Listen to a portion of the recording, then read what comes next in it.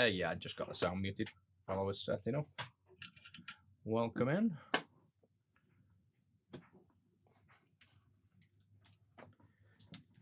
We should be carrying on and finishing, hopefully, this PC Engine GT now. We haven't got that much left on it.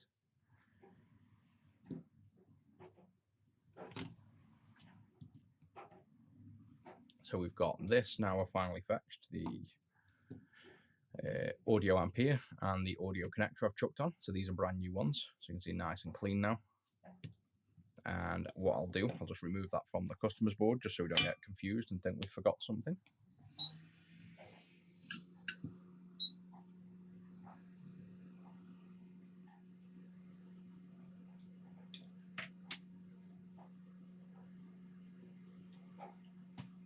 You should have audio now as well, by the way. I got it muted at the start, but you should hear it now.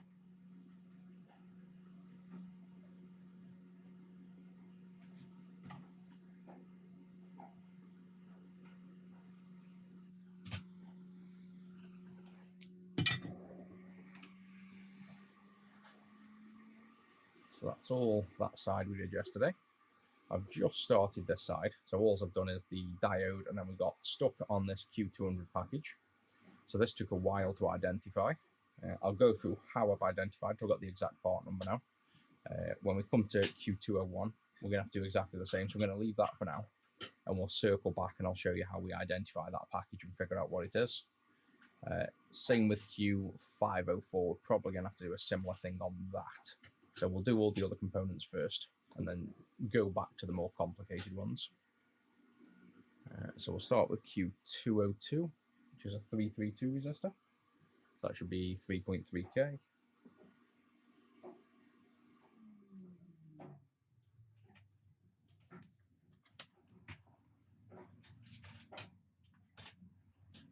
Yep, and that one is.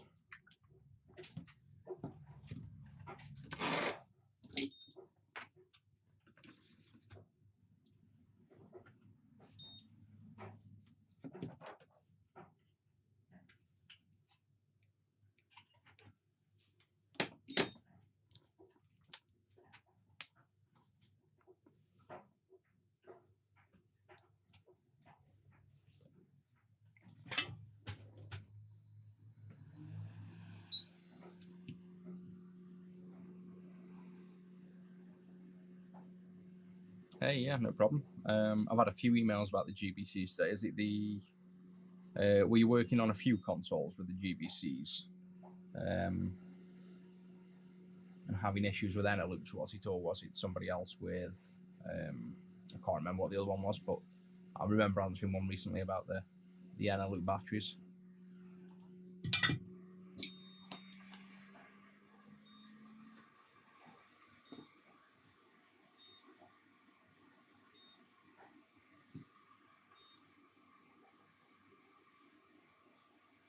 Nicer.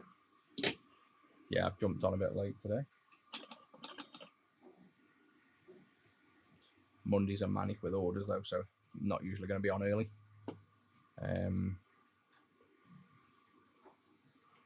Yeah, restoration of a GBC. Yeah, we get it.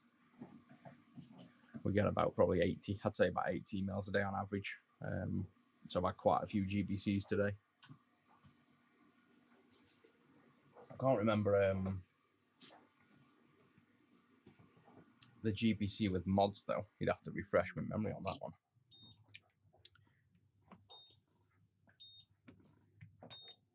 We've got C200. We'll do the other resistor first. R512.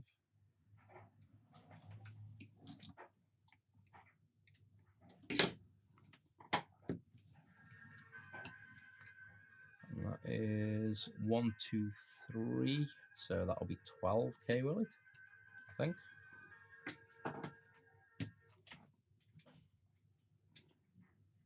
Yep, 12K.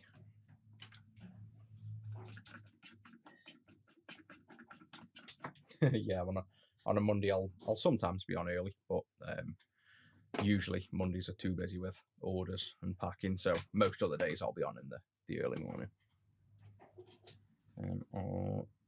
512 is 12K.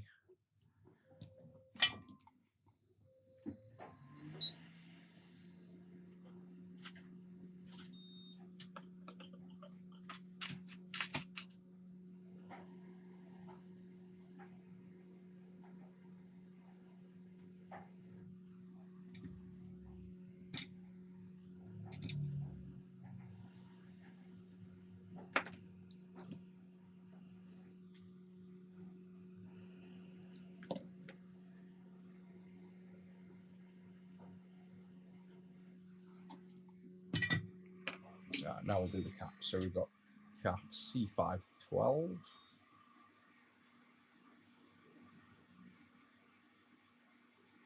Nice. Yeah, I've got a Halo edition. Have you done the Halo edition 360 yet on the RGH? I'm about to do one, but I've got a feeling it's going to lose the custom boot up sound because that's stored in the EEPROM, and I think you can mess with it and back up the sound and restore the sound and stuff. But I don't know how far I want to go to do that. But I don't know that you've done the Halo ones before to know if that's actually going to wipe the sound. I'm pretty sure it will. But it might not. It might patch the existing one.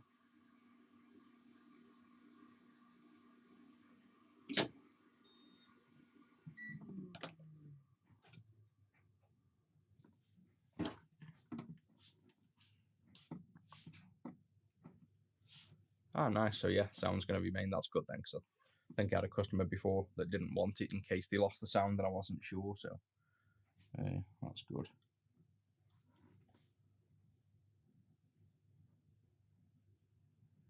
This is reading 30 nanofarad. Not exactly standard again. Let's have a look at what standard values are near that.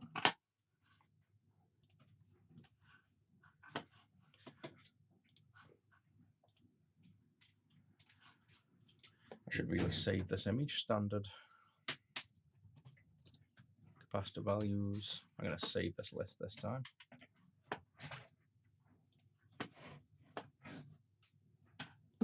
Or at least bookmark it. Add. I'll do it in a minute. Right, so nanofarad wasn't it? Yeah.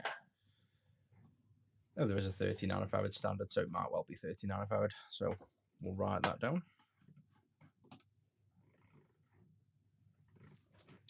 C512, 30 nanofarad.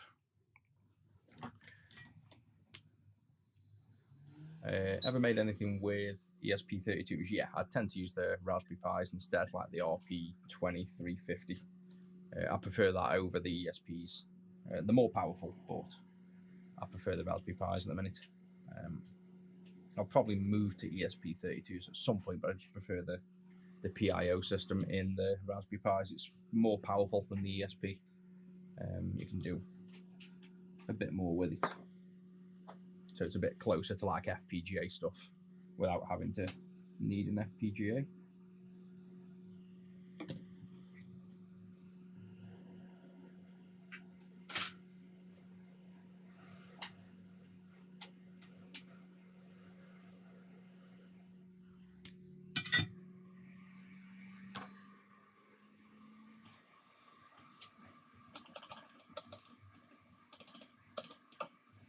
Hey, welcome in. Thanks for enjoying the streams. How do we know the specs on the components? We're measuring them all, so we're putting them all through a one is an LCR meter, so this will measure inductors, caps, and resistors accurate. Another is a component tester, which will test and look for common components, transistors, diodes, things like that. So, and then a bit of knowledge searching for stuff on the ones that are like 6-pin that you can't really just put through a component tester. You have to use a bit of investigative work to figure out what's going on.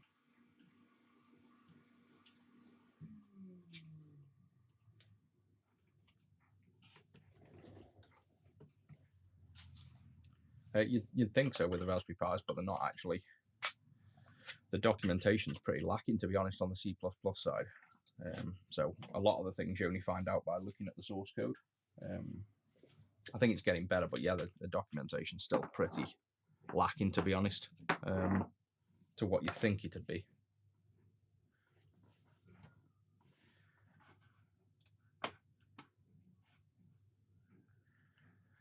Right, where are we now? We've done that cap, we'll do this cap, and then I'll probably show you how to identify this Q210. Why not?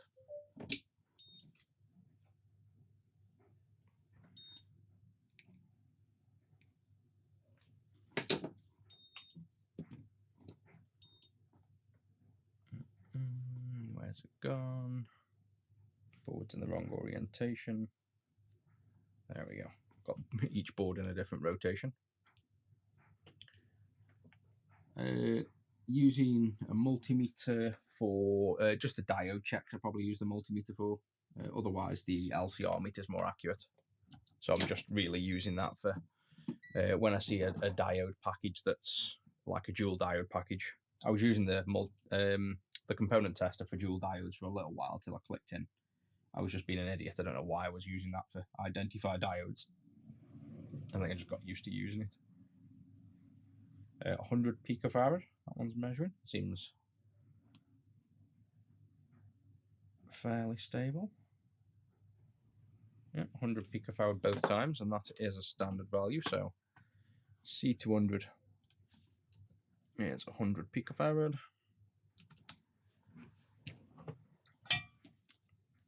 Feels like we've been on this transplant for forever, but there should be the last stream now to get this all done, I'm hoping, like all the transfer work over.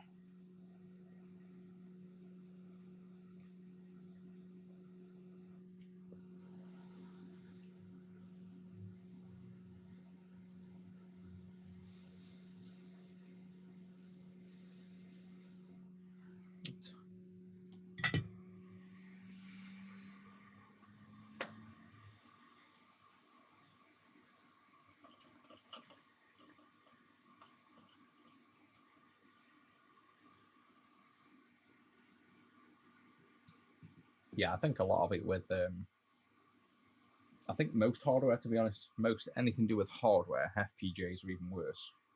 They tend to be just terrible at documenting. It's just fairly common in the industry. I think the hardest part of hardware design and the hardware / software integration stuff is literally bad documentation. It's really poor. It has been with everything I've used, not just the Raspberry Pi. It's pretty bad across the board for some reason. It's better than it was, but it's still not great. I'll chuck C513 on, and then we will do the identifying of Q200, which I haven't done yet, but if it's similar to Q200, I've gone through all the legwork of figuring that out. It should be a fairly similar process, so we shouldn't struggle, hopefully. So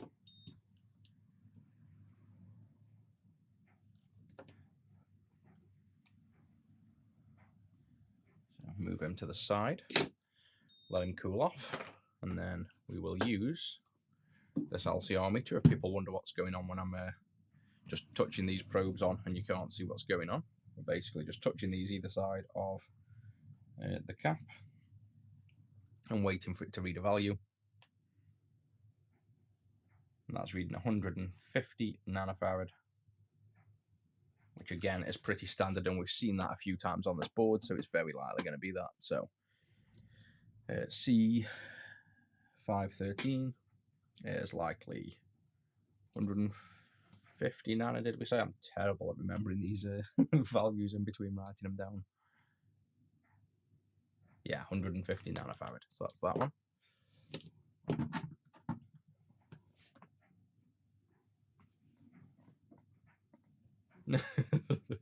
Oh yeah, I've been there with the diagnosing stuff. What was I diagnosing the other? Oh yeah, that was a classic one. We were diagnosing a Sega Saturn a few years ago. This was an absolute corker, and I hadn't worked on it yet, but we'd had a guy that worked for me at the time, Martin, working on it. Zach had worked on it. Basically try and get a Sega Saturn reading discs. We've been on it for hours. Realised we were using a Mega CD disc for testing the Sega Saturn, so it was never going to work.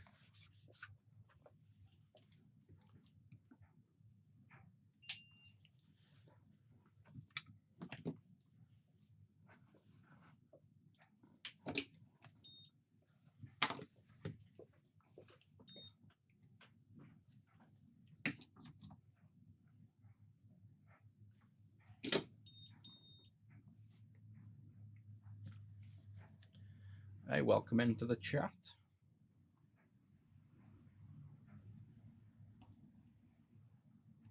Yeah, the Atari Clean Comp is one of my favourite designs. That was what taught me all about, well, I taught myself effectively all about composite video signals, and then that led on to RGB and stuff. So the kind of part of the reason I wanted to make the Clean Comp for the Atari, it was the first Clean Comp, was to really understand what composite video was made of and prove that the knowledge I'd learned was accurate by actually reconstructing composite video from scratch. So that's what the Clean Comp does. It literally remakes the composite signal from the TIA pins, and I put a lot of work into that. There's many revisions of that board, but I figured we've got now, I think, the nicest composite output on an Atari 2600 that anyone's seen, and then that led me down the RGB route.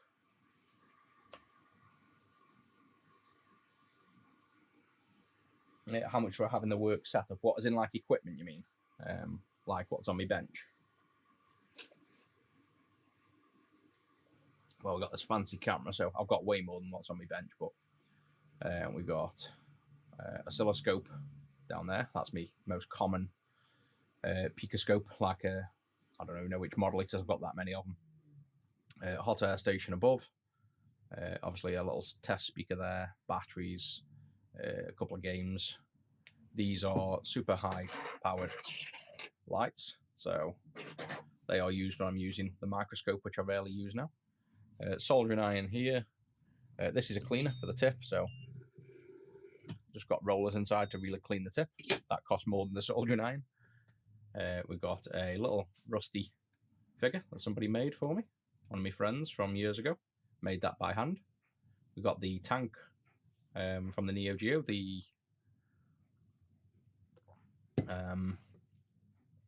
what's the name of the tank? I always forget, but he's 3D printed and hand painted that. That's wicked. I really enjoyed it. So he's lived on my desk since. Component tester obviously there. We've got the LCR meter out. Got my extractor fan I never use and everybody tells me off for.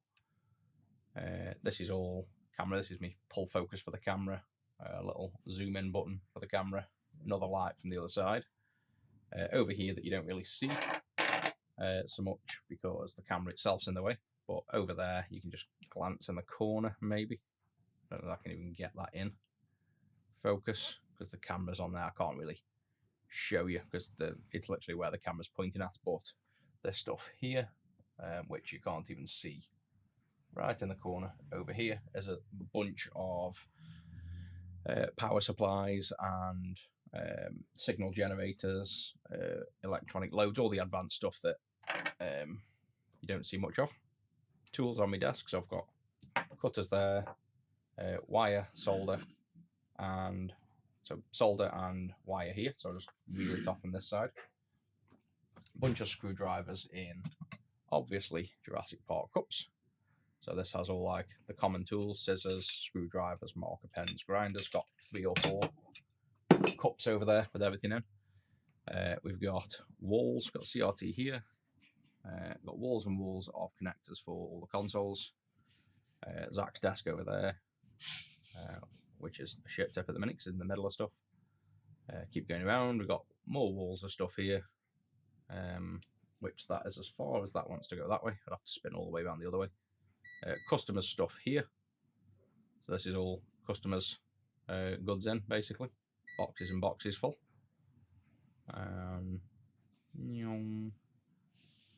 There's the Doom chair. That's my LCR meter beeping at me. And then under my feet and everywhere else, I've got tons more tools. Thermal cameras, equipment everywhere. But generally, I keep on my desk what I'm using all the time, basically.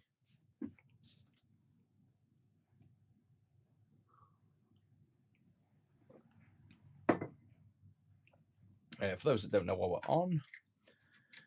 on a PC engine, customer's PC engine that we're fixing up, swapping all the components over between these 2 boards. And this is a board I've made that's basically a clone of this one. So hopefully it'll work when we've done that.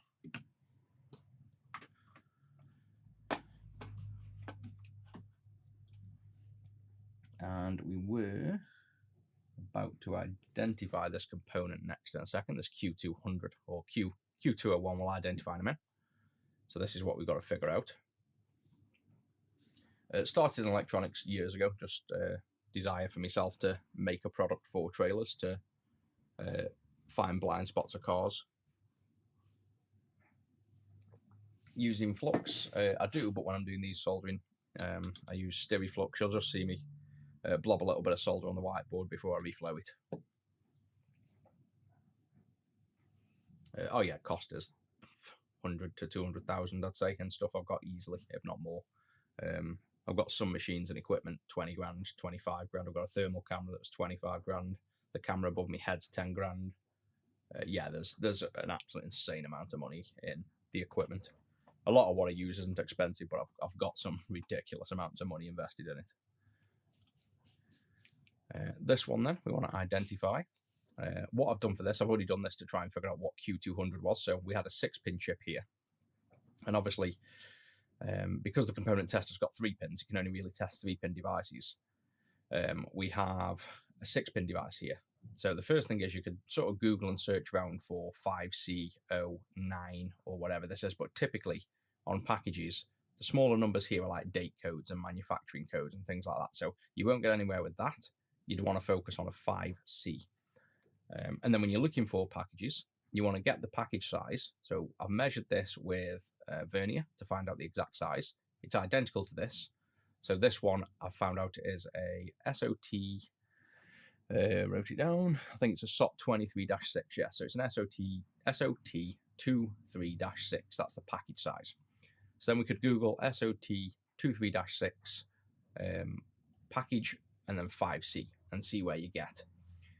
You won't get that far with it, but one thing you will find is because we have a designator here, these indicate typically what things are. So C is capacitor, R is resistor, Al is for inductance because the Al is the inductance, Q is typically transistors, D is diodes. So we have a big clue here, and this is how we figure out what it is. The Q is almost definitely meaning it's transistors. Now transistors are 3-pin, this is 6-pin. So the likelihood is, it can be different variations, but your most likelihood is this is going to be 2 transistors in one package.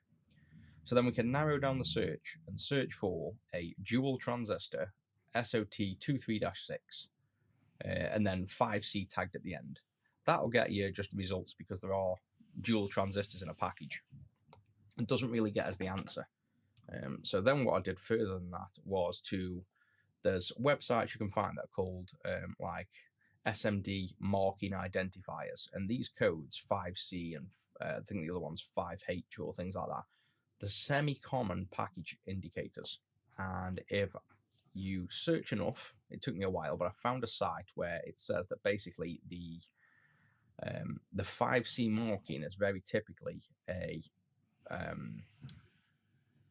I think it got it wrong anyway, but it said the 5C is typically a NPN transistor, and the 5H, which is already on here, is typically a PNP transistor. Now, once it gave me enough clues to figure out, right, this is likely 2 transistors in one package, I put randomly 3 pins through this component tester. So I just soldered on wires in random orientations onto 3 out of the 6 pins until I got a hit. The first one was a diode, the next one was a resistor, and then the third one, it went out, it's an NPN transistor. So I found that I believe it was pins 3, 4, and 5 showed up as an NPN transistor. So then after that, I could solder wires to these 3, and that showed up as an NPN transistor. So then I knew it was a package, a dual package with 2 NPN transistors in a layout. Then I hunted DigiKey and managed to find an exact part number to replace that.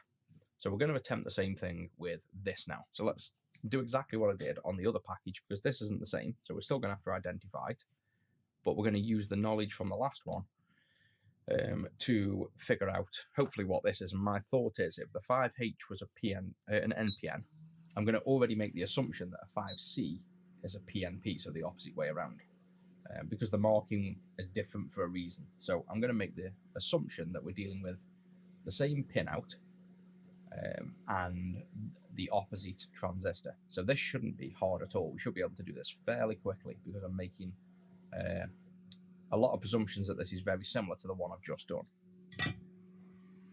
So what I'm going to do is put this on here. So I've purposely soldered one of the wires to here so that this is now fixed. You can see it's not very strong, so I've still got to be very delicate when I'm doing this. But it's secured enough that I can attach some wires. So now I'm going to take this component tester, and I'm going to take these leads, the 3 flying leads, and solder them on. And I'm going to solder them on this time in the same order as I did for the other package, because I'm going to presume it's the same. That's pretty much the logic. I've now got some reference point to say what it is. Yeah, Darlington pair, it could be, but it isn't. In the case of the other one, it isn't. This one might be, in which case it's going to be 2 transistors with a resistor in there stacked to amplify the gain up to like 1,000 instead of 100. This, though, I think is just going to be literally 2 transistors in one package. So I think we're going to go pin 1 here, pin 2 here, pin 3 here. Based on that's what we did on the last one. That's the combination I found worked, basically. So we just need the leg tacked on there very delicately. Pin 2 is the red one, so I'm going to go with this leg on here.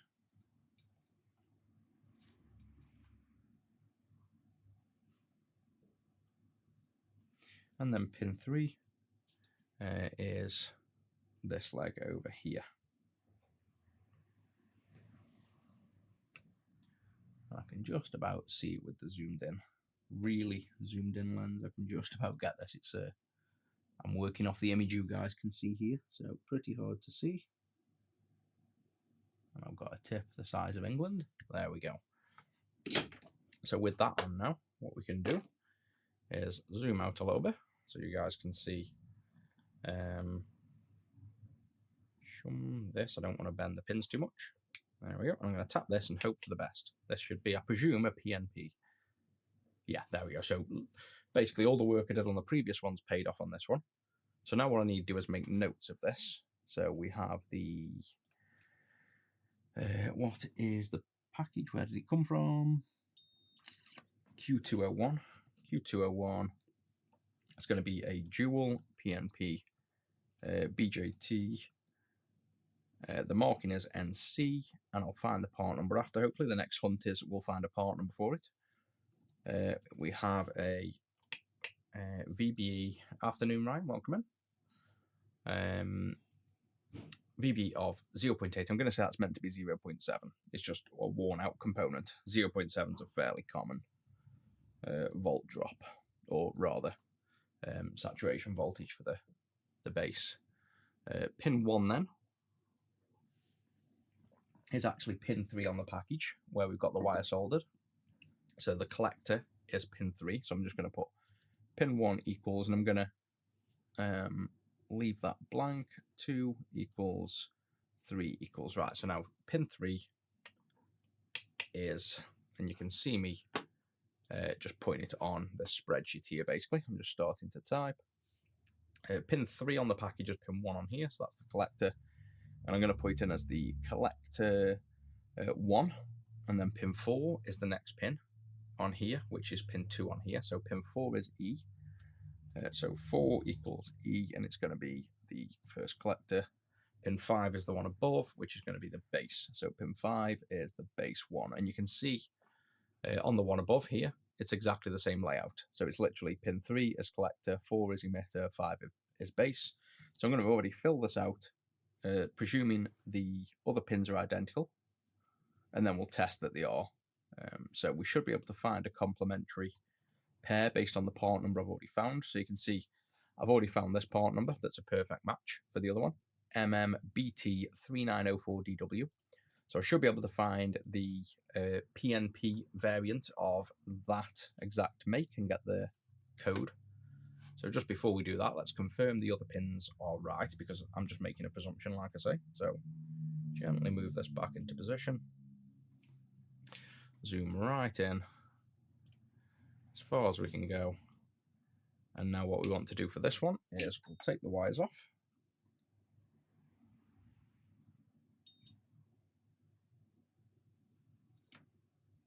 And then because we now want to test the top 3 pins, we will move this off there and up to the top.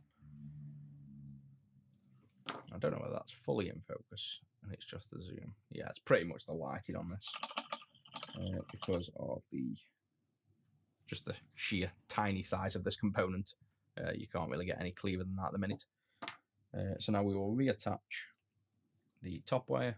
We're not building a computer as such now. This is a PC Engine GT, and this is for a customer, but at the minute we're identifying what each component is on the circuit. So this is like identifying components basically. So pin 1 is there, pin 2 is the next one down. So pin 1 and 2 in this case will actually be pin 1 and 2 on the tester as well as the package.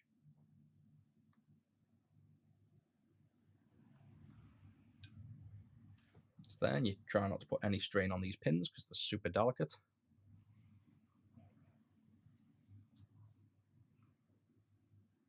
And then pin 3 is now this top pin that was originally anchored to the board.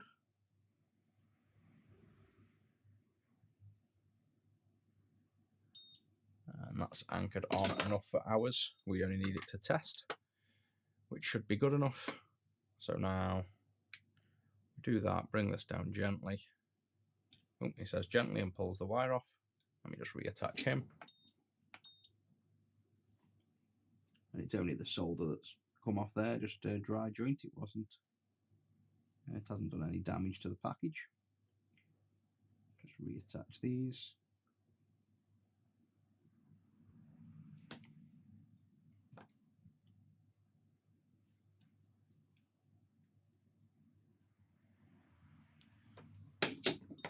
Bring it down again. Let's try not to snap them off this time. There we go. And now this should say the same thing, hopefully, a PNP transistor. Oh, an NPN. So this has actually got an NPN and a PNP. Now, we definitely saw PNP the last time, didn't we?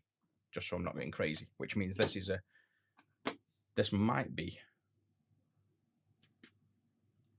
a Darlington. This might actually be set up as, we'd have to test if any pins have continuity between them in a minute.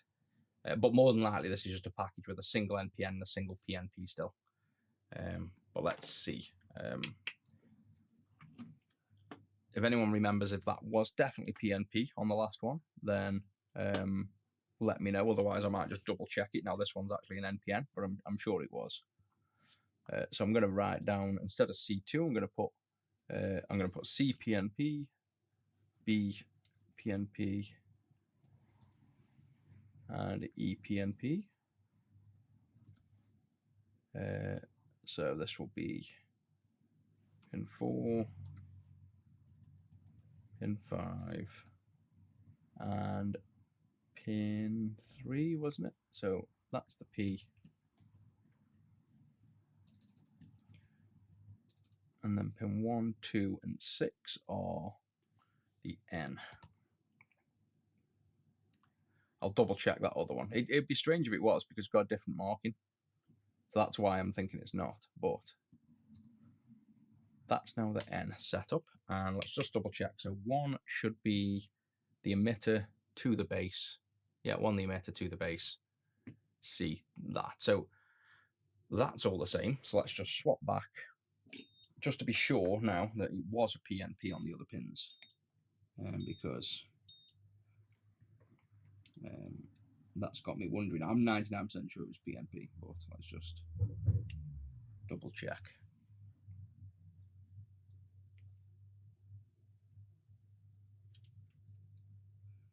Move this back down.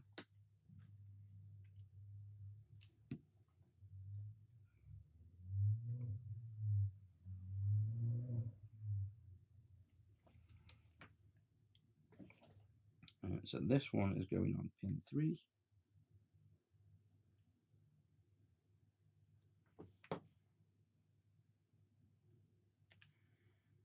Next one, pin 4.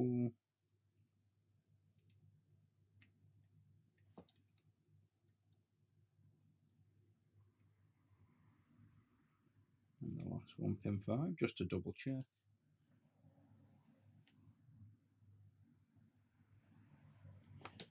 And then, do we have now a PNP transistor? Yeah, we do. So we've double checked everything's the same. Pin 3 is collector, which is right. Pin 4 should be emitter, which is right because it's number 2. Pin 6 is number 3 on there, which is the base. Yes. 3, 4, and 5. 3, 4, 5 is the base. Yeah, so it's all right. But now we have in here, this package, we've got a combined PNP and NPN in one package. So given that we already have a part number for the other one, I'm going to see if I can find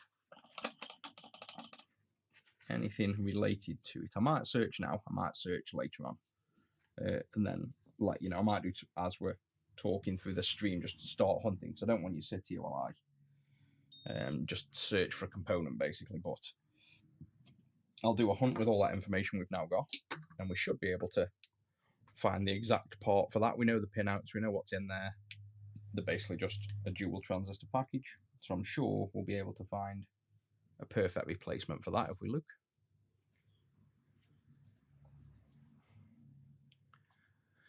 What's this thing do for the customer? It's basically a handheld console. I'll show you in a second. It's like you can think of it like a Game Gear or a Game Boy. So it's basically a much rarer but handheld gaming device. This one's obviously got no buttons in at the minute, and it's all non-functional. So this is the original circuit board. You can see we're gutting all the components off it, swapping them over to this board, which I've made basically completely cloned the original board, so that when it's got rot and damage, we can repair them. And then as we're transferring the components over, I'm just identifying them at the same time. On this as well, the PC Engine, pin 1 is identified by this kind of rectangle here. So we just have to make sure on the chip, you can quite easily see that reflective dot. So that reflective dot needs to be up against this L shape in the corner.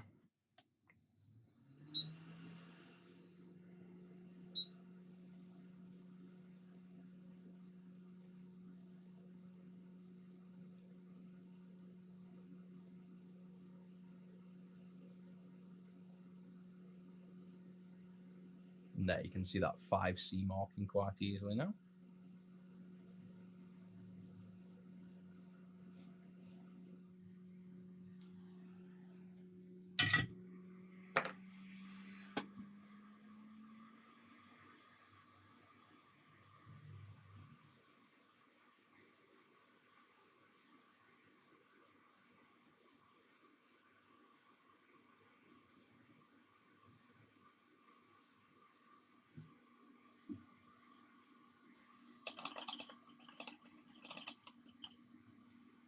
What kind of wire do I use?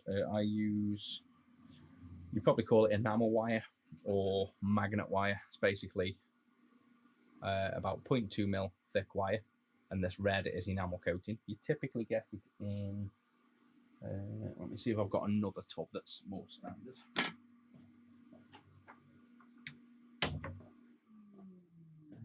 See what I've got any spare.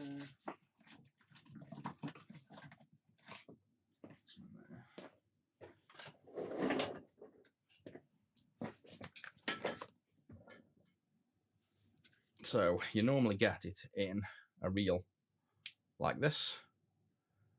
Yeah, wrapping wire is another name for it as well.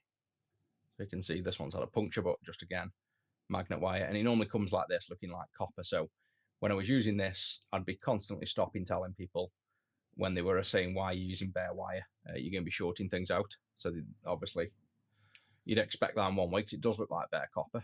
But I got a bit tired of constantly telling people it's enameled wire and there's invisible enamel on there. So I brought red enamel just so people don't get confused when they're watching it. They don't think it's bare wire, basically. And yeah, it's insulated. That's what the enamel side of enamel wire. The red is the enamel, basically, which acts as an insulator.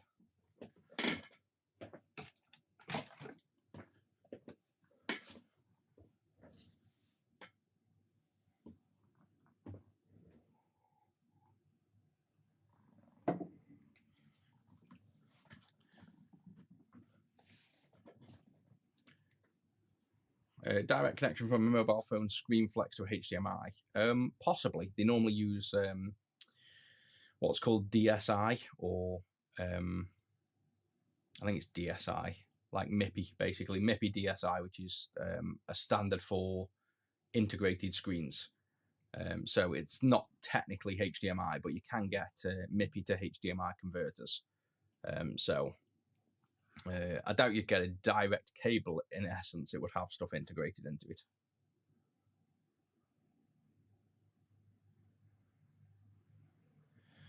I think that's all the questions. I don't think I've missed anything. Right, so we will, let me tell you what, give me a couple of seconds. Let me see if I can identify this package, because now I know what the other one is. I'm wondering whether I can find it fairly easily. So we have a PNP on pins. The PNP was pins 4, 5. So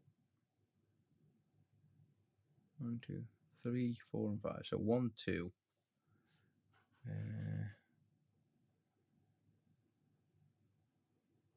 1, 2, and 6 with the NPN. Just fix me notes a minute as well. 1, 2, and 6 with the NPN. 3, 4, and 5. That's it. So pins 3 was collector. Pin 4 emitter. Pin 5 base, and then NPN on pins 1 emitter, pin 5 base, and pin 6 collector.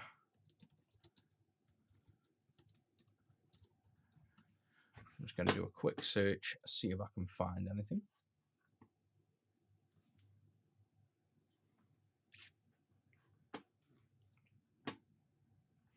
Hey, thanks, I'm glad you're liking the teardown.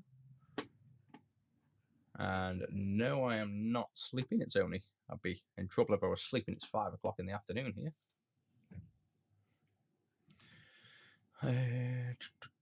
Right, they might share pin 5, maybe. I'm wondering if this is a complementary pair. So basically like a Darlington in this case. Let me see if I can find this.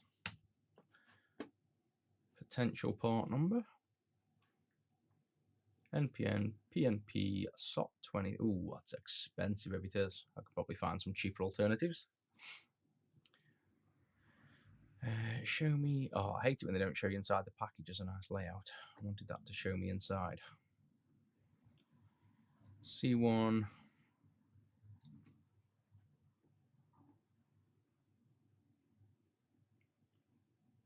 Yeah, so I don't think. Actually, this might be it.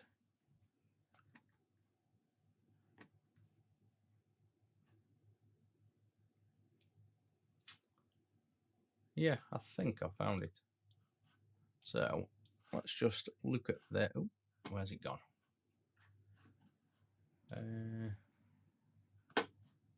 Where the hell's it gone? Over there. Right, so this is the package I think it is. Let's pull up the screen. So after a little bit of hunting, that wasn't hard at all. We've pretty much guessed it because we kind of know what these components are. I'm guessing it's basically an NPN plus PNP combo, so that's what I've searched for in DigiKey. I've hunted for filtering by the exact pins we know, and this then instantly matches. It's about the only one I can find matching, and it's crazy expensive, but now we know it, I can source in the factories in China. I'll be able to source a replacement for this super cheap. It's the right package size. Now all we've got to confirm is this pin layout here. So these pins here, and we had on ours we've got an NPN on pin 1 is the emitter, so NPN there, pin 1 is the emitter. So if we flipped it round, E2 This might not be. I think it's actually right if we flipped it around. So we have the PNP on E2. So E2 is the PNP based on the symbols.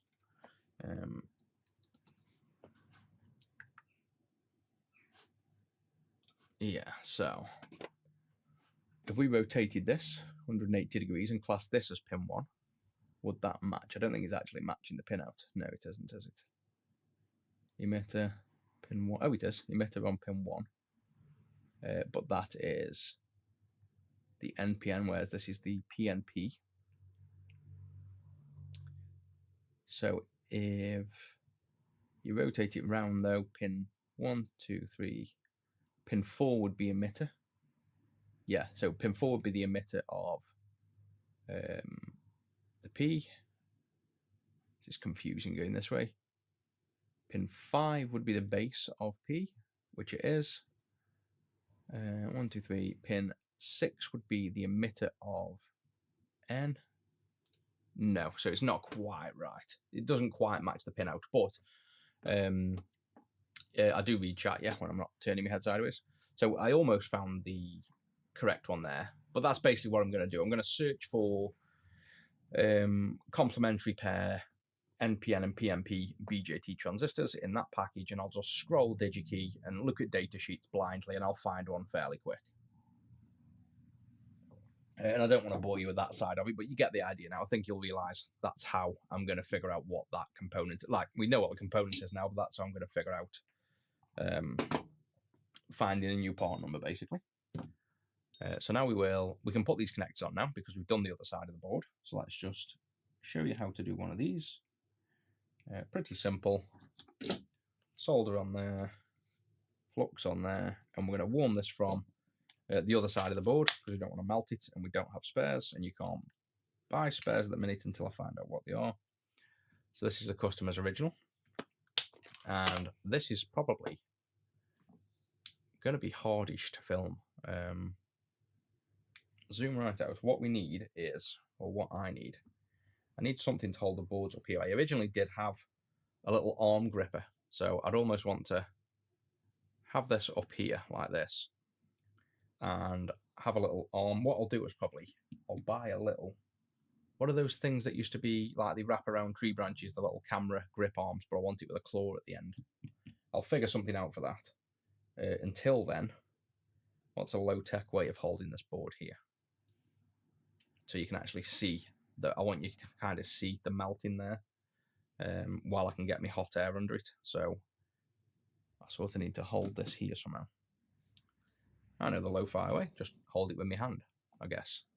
So if I turn it that way so I don't melt the skin off my hand when I do this, we'll zoom right in so you can see. And now I'm going to attempt, you can see what I'm going to attempt here, because I'll go to this camera. So I'm holding this in midair. I'm going to get this like this. I'm going to aim this underneath like this.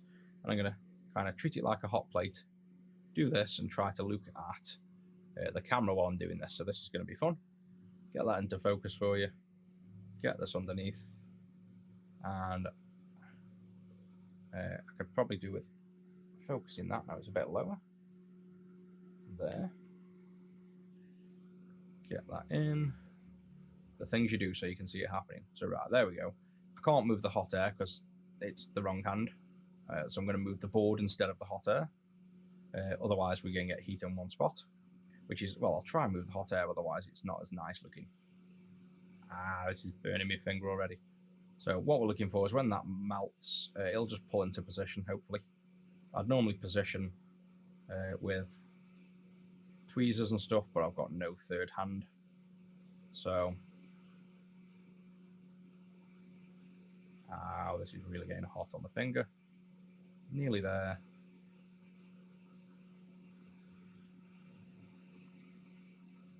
Ow, ow, ow, ow, ow, hot, hot, hot.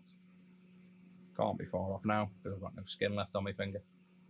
There we go, see the bubbling starting, and this should pull into position any second now. Come on, pull into position.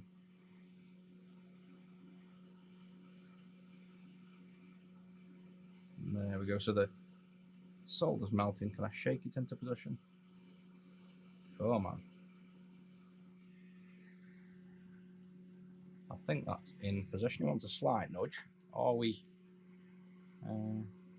Yeah, we're still molten enough to nudge it. There we go. That didn't hurt my fingers at all. So you didn't really see a nudge. I kind of wanted it to pull into position, but you can see it's not melted anything. The connector's nice and good. All completely clean, and that's soldered on. So we'll just let that cool a minute, and then we'll clean that flux off. We'll place them back down. I definitely need a little gripper to do that. So when I'm doing that next time, look at how red that finger is. That's been taking the brunt of that heat the whole time. I think that nail has melted. That was hot. That was just about on the verge of not bearable.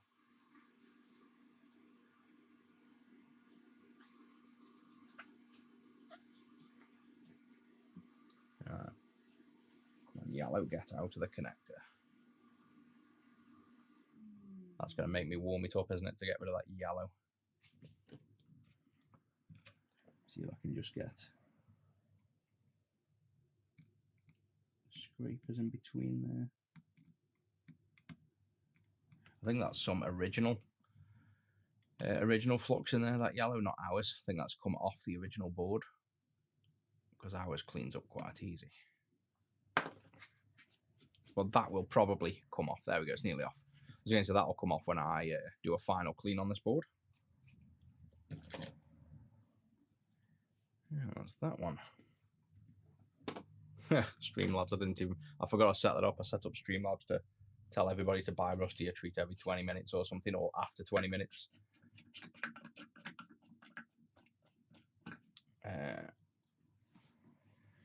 Yeah, I could solder directly on the pins, but I much prefer hot air. But it wouldn't be hard to solder that by pins, to be honest.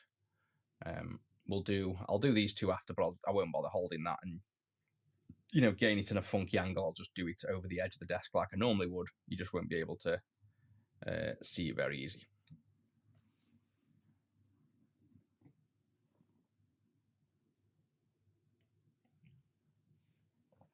Oh yeah, the batteries, it's the same for the Game Gear. The batteries used to get drained by them. Whereas now, funnily enough, the clean screen is lower power than the original screen. Plus then the clean juice adds a ton of power, so you can actually now do a 24-hour gameplay on the Game Gear using the clean screen and the clean juice. People keep asking for it for this PC Engine, so I'll probably make a similar thing, like a AA rechargeable battery pack and screen mod for this at some point, so that you can get longer gameplay and you don't have to keep buying batteries. Q504, I'm probably going to skip for now identifying as well until last, because that one's going to be a little bit harder to identify.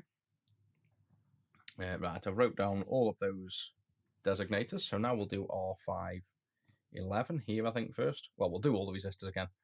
510, 511, and then the array of 203 rather.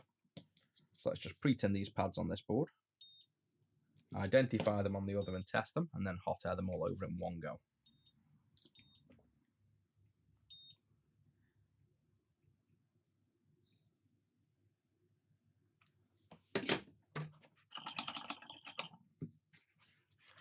That's that all clean.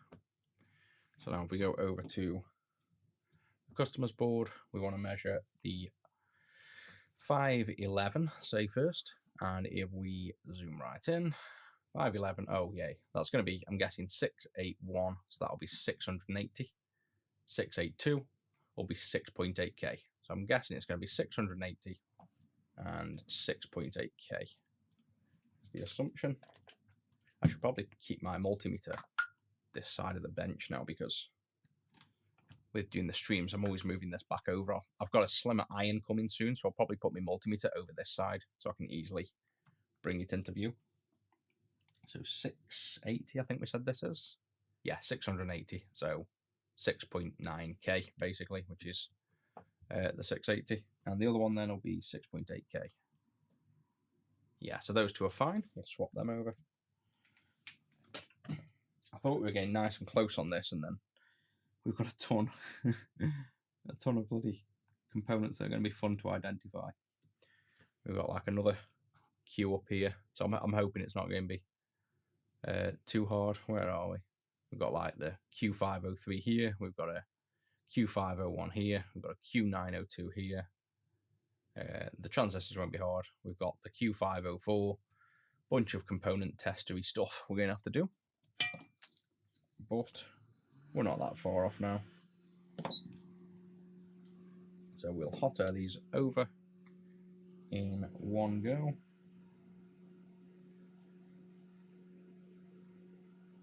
So I'm just going to hot air them off, place them on the table in a similar layout so I don't get them mixed up.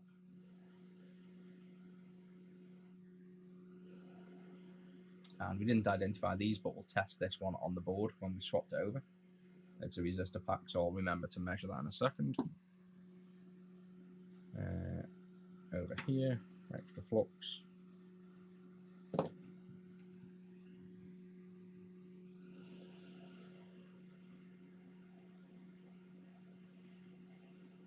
How do I identify components are linked up, as in where they go?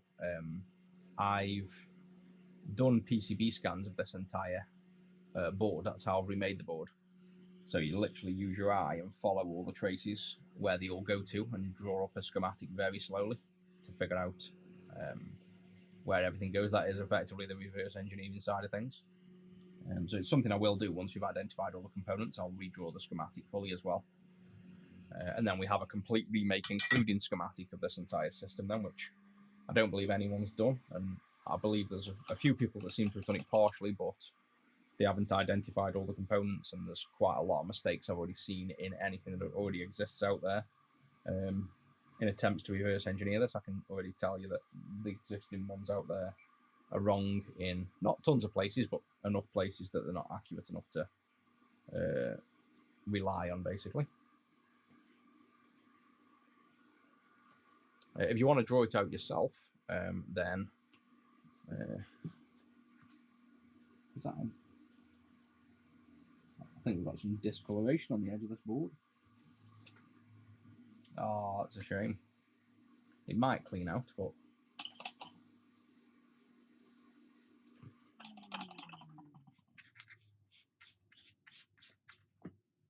surely that's going to clean out. I think we just got like a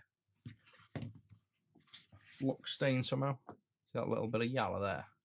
And then on the other side, just a little tarnish of yellow. I'm hoping that'll wash out when we do a deep clean of this after. That's kind of annoying because everything else is perfectly white. And I can't see that being burn as such because we've hot aired a lot more places with a lot more heat than there. So let's hope that isn't a little burn.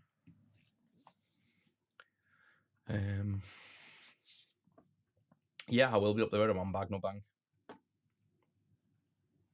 Oh yeah, TikTok, to be honest, TikTok's really good for me. It does advertise. I think everybody in Stoke knows me on TikTok. People I don't even speak to know that I'm on TikTok, so it obviously does a very good job of pushing me locally, that's for sure.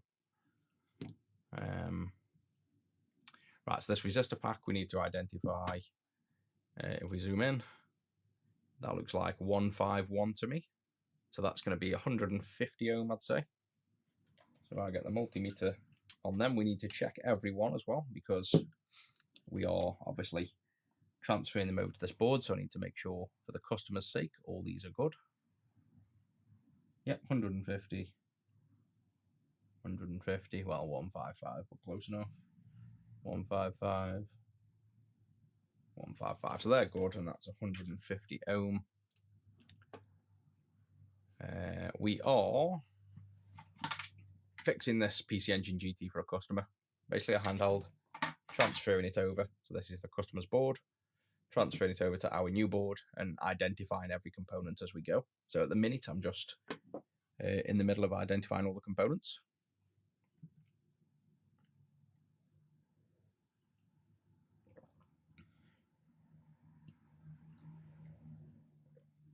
I think we've got some resistors reversed.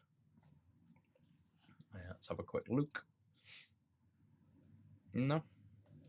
Top one is the 6.8 and the bottom one is the 6.82. That's the way they were on, unless I'm mistaken. I'm 99% sure that was the way those two were on. I've also got a document that a guy that was watching the stream the other day sent me, where he's measured components as well. So let me just quickly check what he wrote down as a double check, see if it matches that. So R510 has got written down as, 6.8K. So they look like they're the right way around.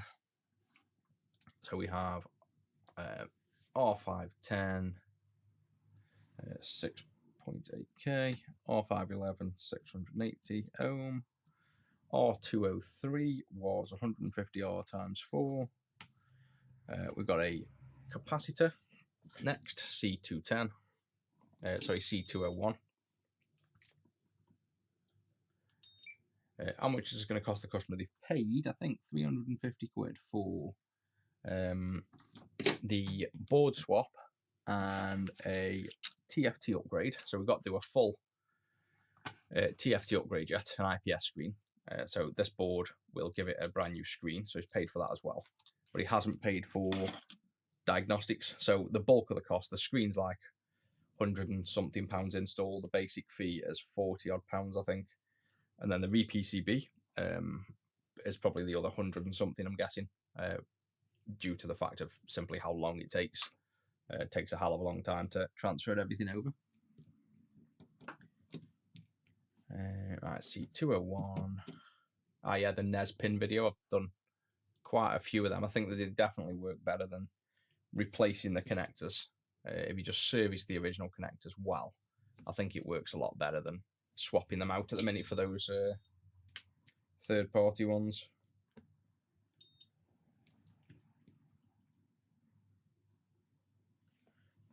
So that's to the side, and then we'll measure this.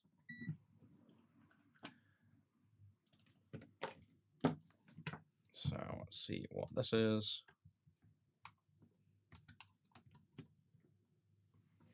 Oh yeah, this has been a long process. Like a lot of this, like I say, is not what it'd normally cost in terms of time wise. It still costs the same monetary wise to do this one, but my time is obviously I'm spending it all identifying these components. So it wouldn't normally take me 12 hours. The board swap would probably take me a few hours at most, and then obviously you've got the cost of the board and the fact you're paying for keeping a business going, customer service. It's not just material cost and hourly rate. It's to keep a business established and allow us to do what we're doing and allow us to offer customer service and all that kind of stuff. You can always go to other people if you want things doing cheaper as well. We're not going to be the cheapest, and we never will be. I do this for pleasure, and it needs to be something that I enjoy and I can spend the time doing and not rush. And I'm not in it for penny pinching either, like making not in it to make a killing, but I'm also not in it to work for free, if you know what I mean. So I just charge what I feel is acceptable for my skill level and time, and that's what I've done for years. And we're literally 100 consoles deep constantly, so obviously we're doing something right. This one is going to be a 68 picofarad. That's the next closest standard size. It was measuring 63, and a standard size is 68 pica. So that's what that one's done. All this is open source. So if you go to retro6.wiki, I can show you this. This is another thing that costs me money, which is ironic. I give away my knowledge for free, and I have to pay like 50-60 pounds hosting this, and it was more than that, plus the upkeep, plus my time writing it. So there's a little donate button here, which I think just goes to PayPal, but I've changed that now, or I will change that. I'll probably change that today to go to this integrated Streamlabs, and then there's like a /retro6. So this is kind of the new little page if you wanted to donate anything for me work, and it's just all integrated in one place. And then if people tip, it fills up this meter on stream above there where it says Rusty's Bed Funds. But yeah, this is all free. I give it away, but it's cost me thousands over the years to host. Absolutely mountains of info. So if you went to PC Engine GT, you can go into it. You've got schematics, you've got board scan. This is the one that I've destroyed myself, brought one for £600, gutted it, stripped all the layers out, scanned all these, and that's how I've remade the PCB. There's a little board viewer here. If you wanted to, this is where I said if you want to reverse engineer where the pins go, for that person that's really interested in doing that, you can use this and literally visually track everything. You can just scroll through, draw it, and make a schematic from this. That's something I plan to do when I get the time. Like, obviously, we're in the middle of figuring out the bill of materials at the moment, so we haven't got time to do the other side of it. But if you go into this interactive one, you can zoom in nice and easy. Say you want to see where R714 goes, you can put little dots on it, press down to transfer through the board. You can see then this is the copper. So you can see it goes to that pin. The other side goes down through this trace, through around, down to here. So you can just put a marker so you don't get lost. Follow it through down into this pin here. And then you can all go through the board to vias to the other side and literally follow your way through, basically.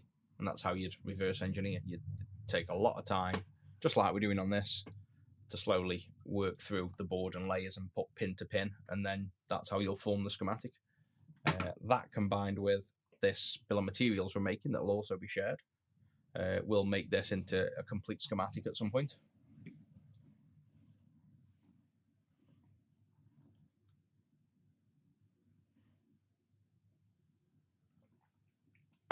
Part kits, I could make a part kit, yeah. So I'll probably sell the boards blank, the boards with the part kit, or the boards fully assembled with the parts on, and we'll just do like 3 selections in the options when I've done this. Right, so next up, where are we? We've got C201 to transfer over. That's next. And then I don't know where to put. I'll probably put the other. Yeah, I don't know what to do about the transistor. I want to almost skip ahead. What I'm going to do is put every component on that we can quickly identify: resistors, caps, inductors, transistors. And I think at the end of the stream, then we'll roll back to all the complicated chips like Q504, because I don't want to spend all my time doing that side. It'll be fairly boring for you guys. We'll try and get a majority of this work done, because I do want to see this getting to somewhere near completion. Not like I want it to be complete today, basically. These now, I'm going to put these 2 connectors on, and I'm just going to do that the easy way with... actually, no, we won't, because that's got to go on yet, and I don't want to melt that one. So I'll put this one on down here, because this is far enough out the way. And then we'll move up to the other top of the board. So flux on there. And the easy way I do it is basically to hover it over my desk. So I guess you can kind of see. Do that. And I'm just going to do it here. Like, whoa, that's zoomy. Get it like that. There you go, so you can kind of see. That's what I'm going to do. And this is all to do when I solder them on. I kind of hover them over the edge. Place it on there. And then do this. So this is how I typically work at the minute. To be honest, that's it's almost a better view than you had before, but you can't see the pins, so you just have to bear with me on this one.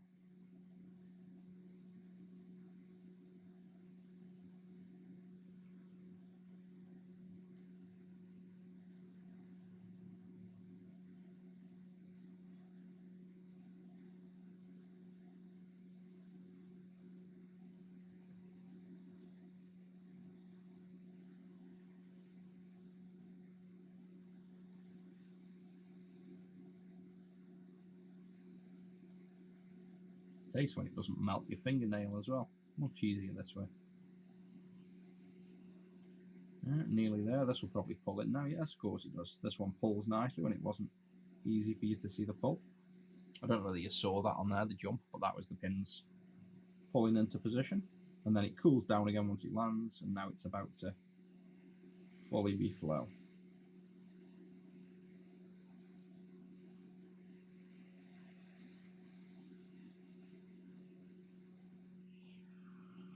There we go.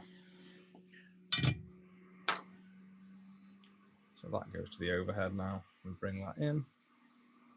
You can see that's nicely reflowed, and it's still warm, so if I put some extra flux on now, you'll see that normally if it's hot enough will bubble, there you go, and reflow them pins even nicer.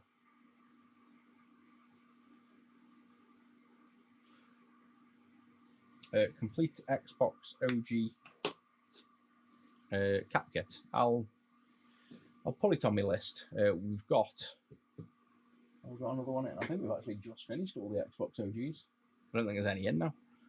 Next one I do, I'll make the kit. I've been saying it for ages. Let me just correct this camera view as well now.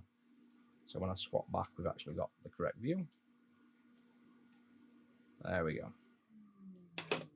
PS5 diagram on the website. No, I don't work on the modern stuff that much, just mainly HDMI swaps. So nothing massive on the PS5. I think I did some Xbox Series X and S reverse engineering at some point last year, and that's all on the wiki.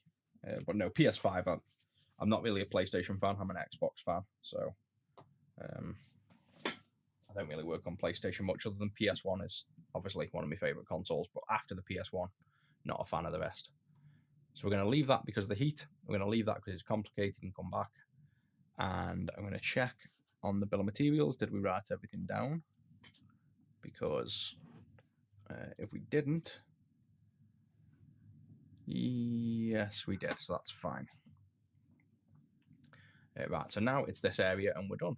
So let's start with everything that is easy in a sense. So resistors, caps. Let's start with all the resistors. So let's see if we can find all the resistors and do them all in one big go. R507, so I'm going to write these down at the same time as pre-tinning the pads. We have R508, which is here. R504, which is there. So R508, R504. We have capacitor there, diode there, capacitor there, resistor here. So R505.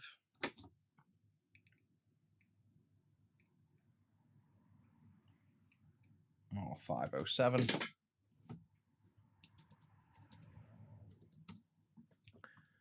And then we have,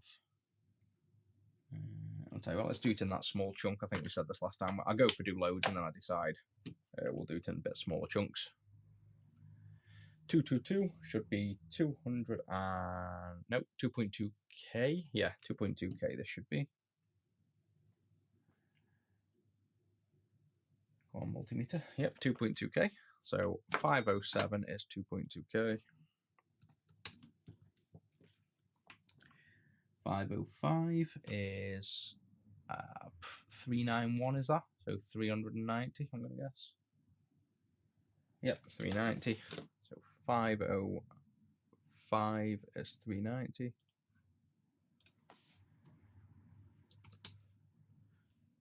508 above it. 508, 103, that should be 10K. Yep, it is. 508 is 10K. How do you know if you're changing a resistor or a cap? Visually. So resistors are most commonly black with writing on, or green with writing on. Caps are much thicker. So if you looked at the board from here, from the side, see how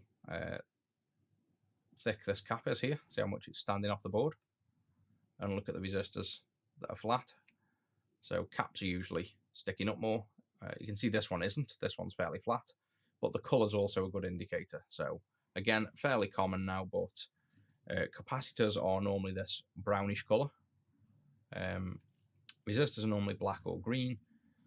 Inductors can confuse people because if we look at inductors on here, pull focus a bit. Inductors are in between the two, so they look almost like a resistor with the colour and a capacitor with the thickness and size. So inductors can get confused for capacitors. The other helper is, you can see the board literally says AL and then an indicator. So AL is for inductors, C is for resistors, R is for, C is for capacitors, R is for resistors. So a bunch of hints and clues basically as to what we're working on is in just knowing what you're looking at really. We're working on a PC Engine GT at the minute, a handheld PC Engine, and we're just identifying all these components. Our 504 is 100k, I presume, based on the number. Yep, so our 504, 100k. And then we have our 507, which is 2.2k. Oh, I wrote our 507 twice. 507, 508, 504, 505. Yeah, because there's only 4 resistors, I just wrote it down twice. So now we know all them are good. We can swap them over. Put a little bit of flux on. I'm just going to hot air these, move these out of the way, and I'm going to hot air them one at a time down onto this board. So if we just put something under here a minute to bridge it up so it's not reflecting. There we go. And we'll transfer these over. Yeah, ask away if you've got any questions.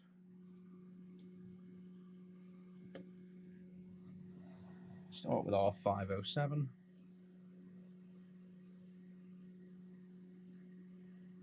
Hey, thanks. I'm glad you like the style. I just noticed that comment I'd missed. Glad you're liking what I do. It is nice to know people appreciate it, because when you do it for free so long, and you do question whether people are actually appreciative of what you do, and you question why you give stuff away for free, even though that's naturally what I always want to do. I love giving knowledge away. It does get to the point sometimes where you wonder and you think, oh, should I charge for stuff? Because at the end of the day, we all need to make money. But I do like to keep everything as free as possible in terms of knowledge. I don't like to charge for knowledge. I don't mind charging for labour, but knowledge I love to give away. I think it's people then that don't have money aren't limited by what they can learn just based on if they can afford to learn.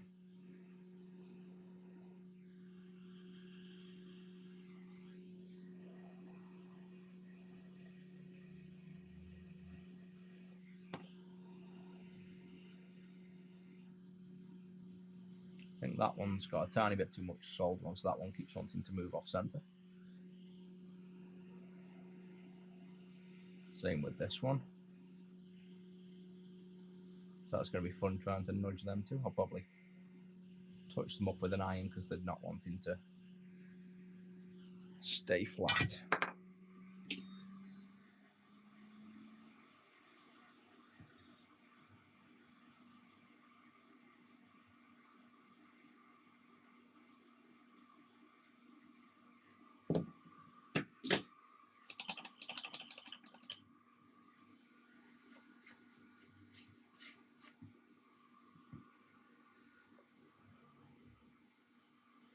What lenses for this camera and stuff, the overview.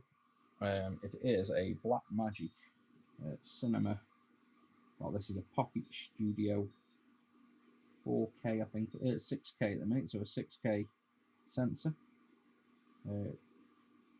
Downscaled to... that one's really doing me head in. It doesn't want to sit level.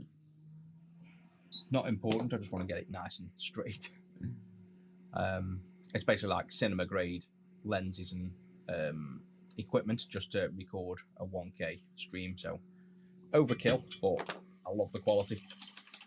And it's something I've built up over the years of buying parts, and I got quite heavy into the whole videography stuff, basically.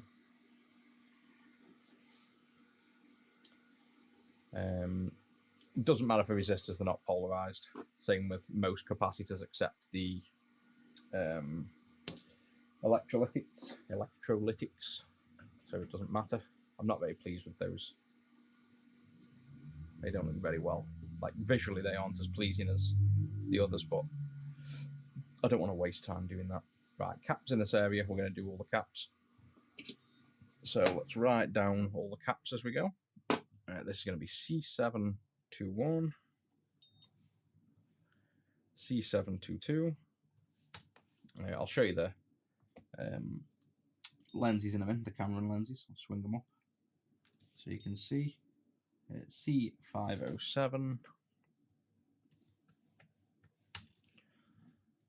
C505,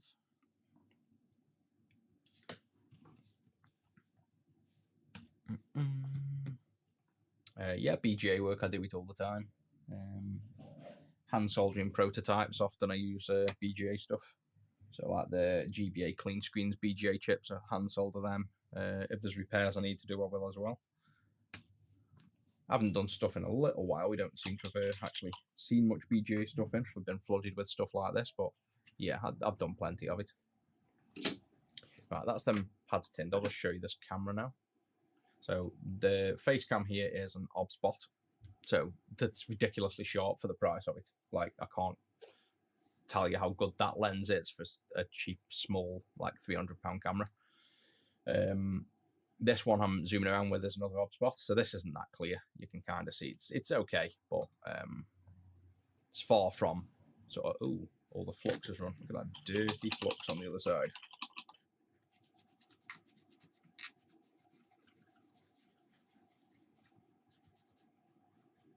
Right, there. So you can see it's clear enough, but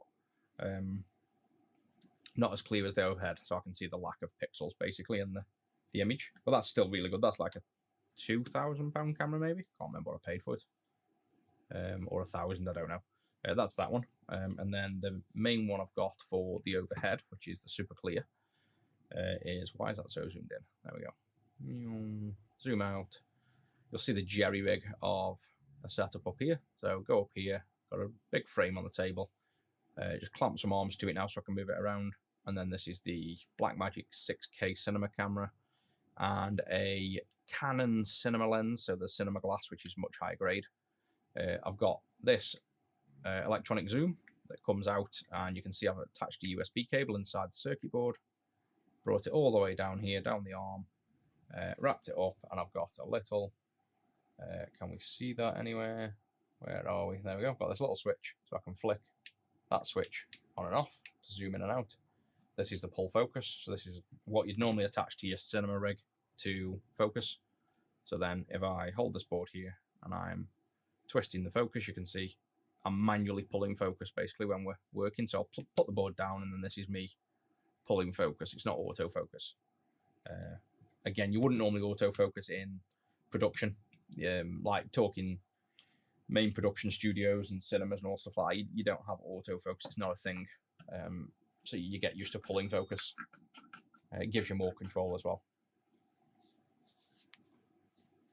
So that's the quick setup anyway of the cameras. But yeah, they're that good quality. I literally solder off them now. I don't even use the microscope when I'm streaming. I just zoom in close and use the camera. There's a slight delay, but not much, so I can live with it basically. Right, these caps we need to identify. So now we're going to move them all over, shunt them all to the side, so we can. Oh, why is my face super zoomed? It's done that OBSBot screw up thing. Let me just fix that. You don't want to be looking that close at my face the whole time. Let me just turn him off, turn him back on, see if that fixes it. Nope, we've got super zoom face. Let me open the OBSBot app, and if it ever opens, it should find, I think, both devices. Right, is this? Where does it tell me what camera it is? Yeah, that's this camera. So how do I tell it to not zoom in on my face so much? There we go. That's right, isn't it? I think, yeah, one.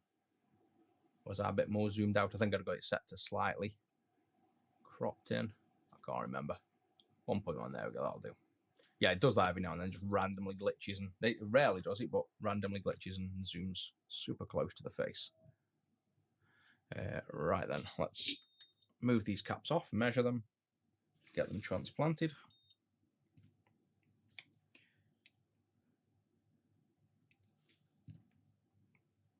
And you're moving them off to the side because you don't want the board interfering with the measurements. If they're in circuit, then the rest of the circuit can affect what measurements you're taking. So we nudge them over so only one pad's touching to keep them in place, and one pad touching can't affect the circuit because it's only from this side out basically. So if you're wondering why we're moving components off but not all the way off, that's why.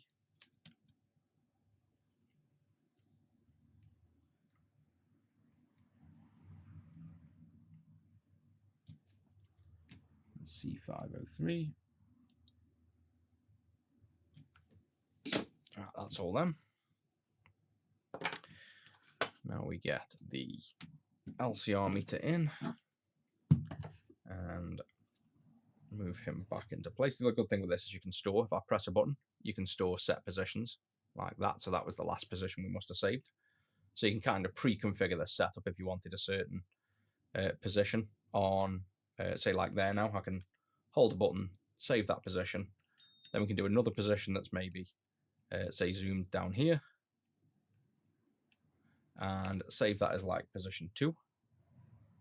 And now what I can do, I can just tap button 1 and it'll move over and go back to position 1, and I can tap button 2 and it would move back to position 2. So you can kind of set up positions pre-recording if you wanted to.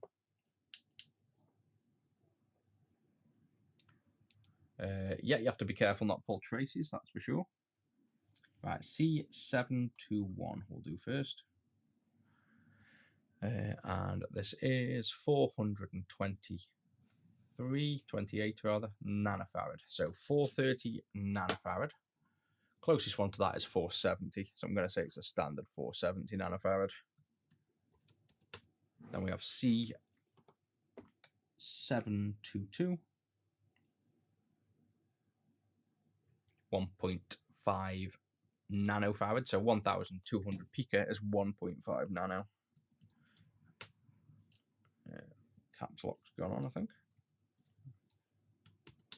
There we go. Then C507 is still on the board. We didn't move that out of the way. Let's move him out of the way.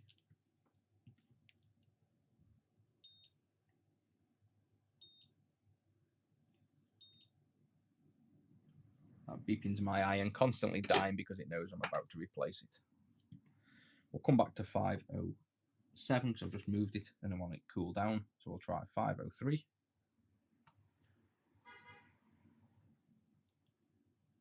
.503 is 31 nanofarad.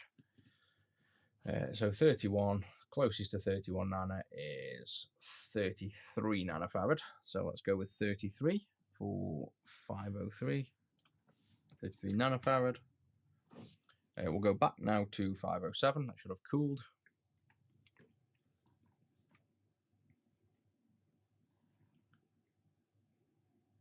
That's 30 nanofarads. So that's going to be 33 nanofarad as well. And then 505 is going to be 370 nanofarad. The closest to 370 is 390, so that's going to be a 390 nanofarad. So that's them done. Now we can move them over. How do you get better at finding shorts? All depends on techniques and things. Normally, obviously, the first sign if you have a general short is your power. If you're using a bench power supply, you will see a massive increase in current based on a known working board. So you'd have to know what to expect, because if you don't know what the circuit would typically pull, you don't know what is classed as a short. So you have to kind of identify that first. And then once you've done that, if you know there's a short and it's pulling, you ideally want a thermal camera to start with. Thermal camera will show most things, but it won't show dead short. So the irony is, if you have, this is something that took me a while to figure out. If you have a complete dead short that's 0 ohms, then you won't even see heat. So if I soldered these two pads together and turned the system on, you'd have a dead short to the 5-volt rail, but you'd have no heat whatsoever in this area because there's no resistance there, so you can't generate heat. So instead, the trace going all the way through the circuit, your power supply and everything else would be warming up, but the actual part where the short is wouldn't. So that's your worst kind of short. That's a dead short. That's literally a 0 ohm short. They're hard to find. You pretty much got to rely on your eyes at that point to find the short, which can be a nightmare. But a lot of other shorts, you'll get a tiny bit of resistance. Or if there's a short inside of a chip, like this chip, the chip's package, the epoxy resin, this black stuff will heat up because the short's inside and it's not fully 0 ohm. So the bond wires that are thin go in and then spread out to a thicker die, and the bond wires are what you'll warm the chip up a bit as well. But most shorts, most failures, you'll have a little bit of resistance. They won't be dead shorts. They'll have 1 ohm or 2 ohm resistance. If they have, then that actual thing will get hot. So if you have a cap that fails, and it's shorting, it's not normally a dead short cap. People will say it's a dead short, but it's not. It's just a short. So the cap will literally get hot. So it's easy to find shorts that are not dead because you can just look for heat, spray IPA on the board, look for where it evaporates, things like that. But other shorts that are literally complete 0 ohms, very hard.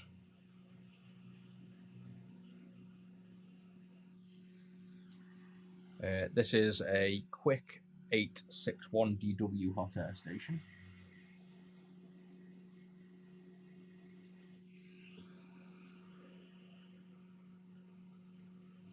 Microscope for beginners depends on your budget, but I'd go with Amscope, AM scope.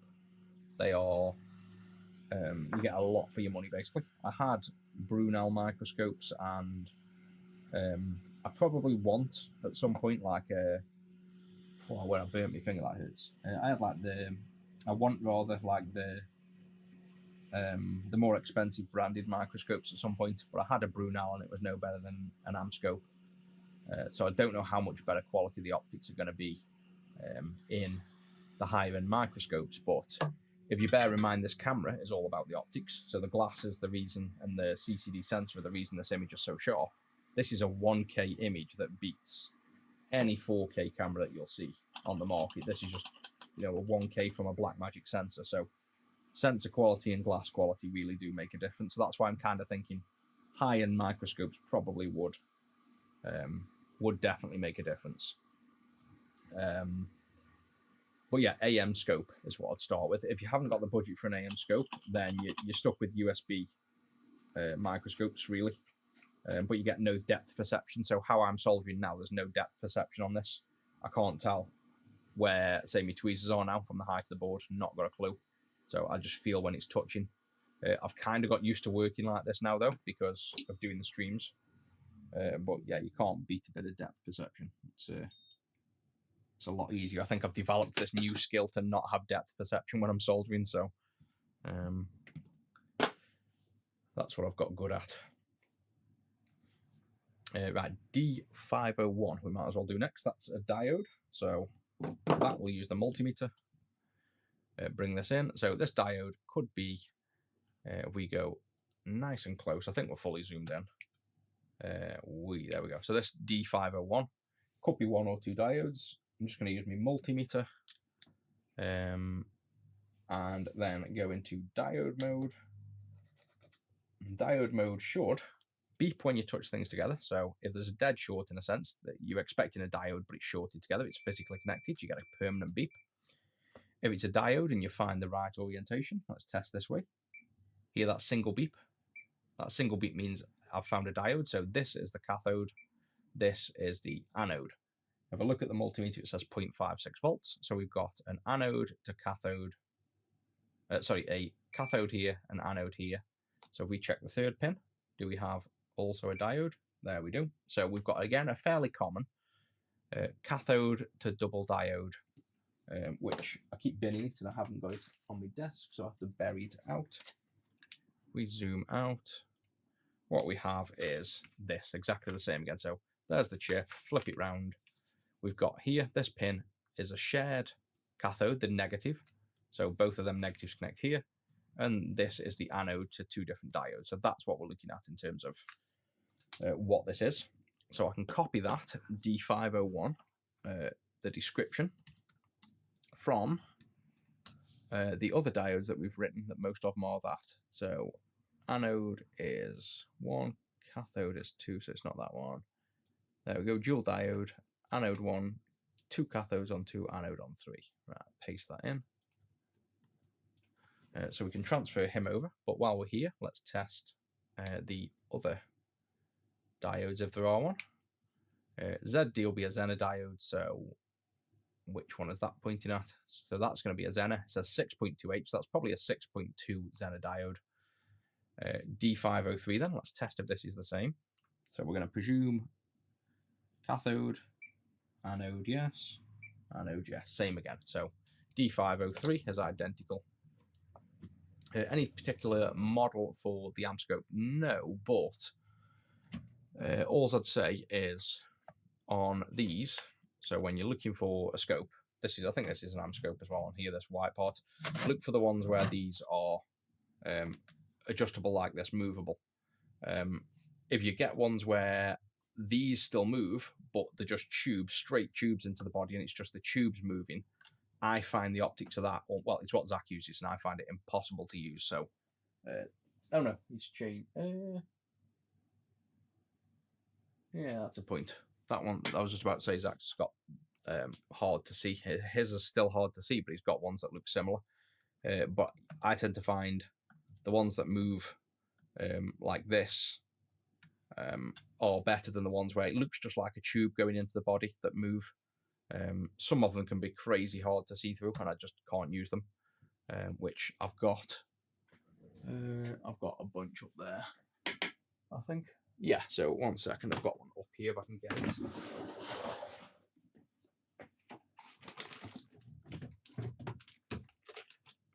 So this is the one you do not want, hence why it's up there. So this one, impossible to see through. See how they move left and right? I cannot for the life of me see through these. They don't focus right. So avoid ones that look like that. But to be honest, I think all the amp scopes that look like this, you're fine with.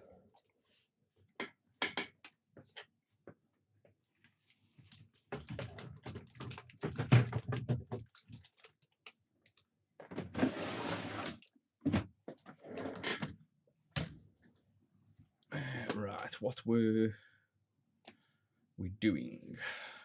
This board belongs to this PC Engine GT, our customers. We're just fixing up. At the minute, we're mainly identifying all the components on the board. That's the job we're on at the minute, is component identification. Oh yeah, we were writing down D503, weren't we? So we were identifying this component. It's identical to D501, so I'm going to copy and paste that. D503. Any other diodes? Got transistor, transistor, transistor, transistor. Diode there, D900 and D901. So we've got two here. We can see if they're the same again.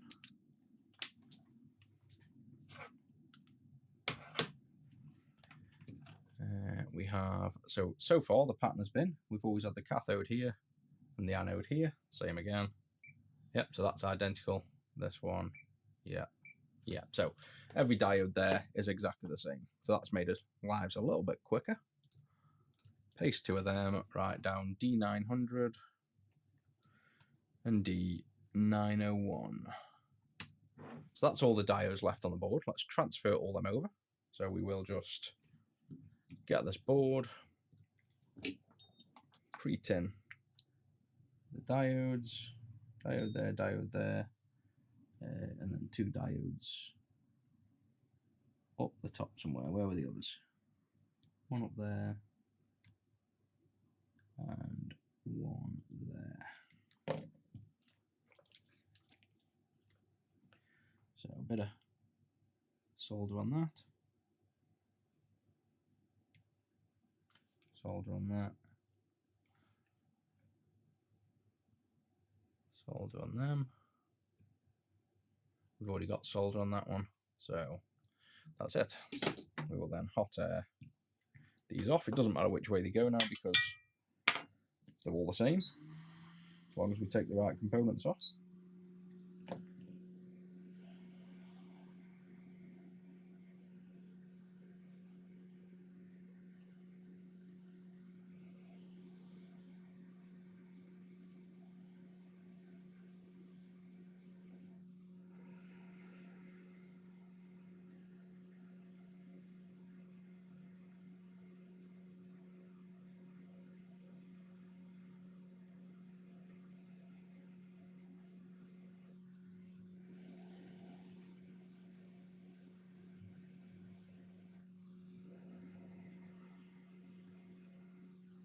You can see how much quicker the second one flows on as well once the board's warm.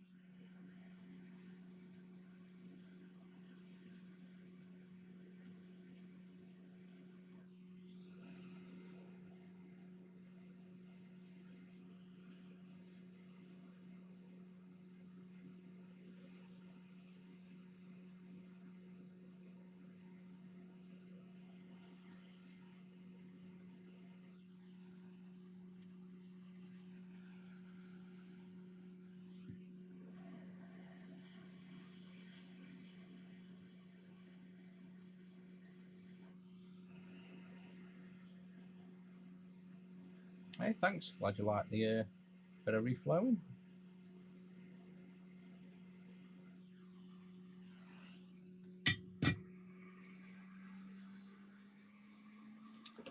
Temp on that was probably 480. Yep, 480 degrees Celsius, 80% airspeed. But you can reflow at almost any temp and speed, so I wouldn't focus too much on the temps. More about the technique. Find out what works for you. But if you're unsure and you want to follow something, I always say pretty much 480 degrees Celsius, 80% airspeed. You're safe on most things other than really old fragile Ataris. Basically, you should be good. Oh, the drinks aren't good tonight. Cold tea and these stupid drinks I brought. So, of course, I brought 12 of them. Now I've got to drink them. So, nobody likes them. I've given the missus, she hates them. The kids don't like them. They look ace, look really good, but they taste disgusting. But I've paid for them, so I'm drinking them. But, yeah, not good. Do not taste good. Right, so just going to clean my desk again just because it's getting a little bit tacky with the flux. Oh, I did order some stuff as well. I ordered some blue kitchen fabricy towels as well. I was going to start putting down to try and stop the flux gain on the board. Somebody recommended something similar, and then I went B&M the other day and saw the blue rags and thought that I'll try. What I was going to do is put like the blue rags down here while I'm soldering and just keep replacing them, so we don't get the silicon covered in flux all the time. But I forgot.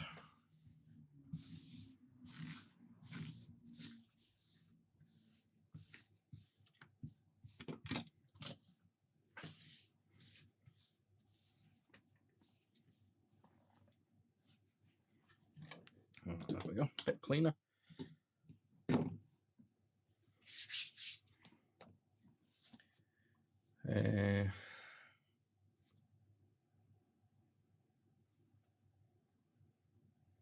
Boot up and shut down. Are you JTagging it? Are you just trying to get it working for the 360?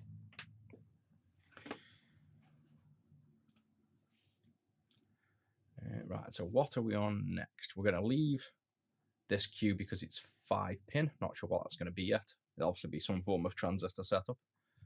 We'll do all the caps now, I think, like the remaining caps. We'll leave the queues, leave the Zener, or to be honest, ZD500. It's going to be a Zener diode, and it's got 6.2H written on. Let me see if I can find anything on. I'm going to look on the other, like other circuits that use a similar setup.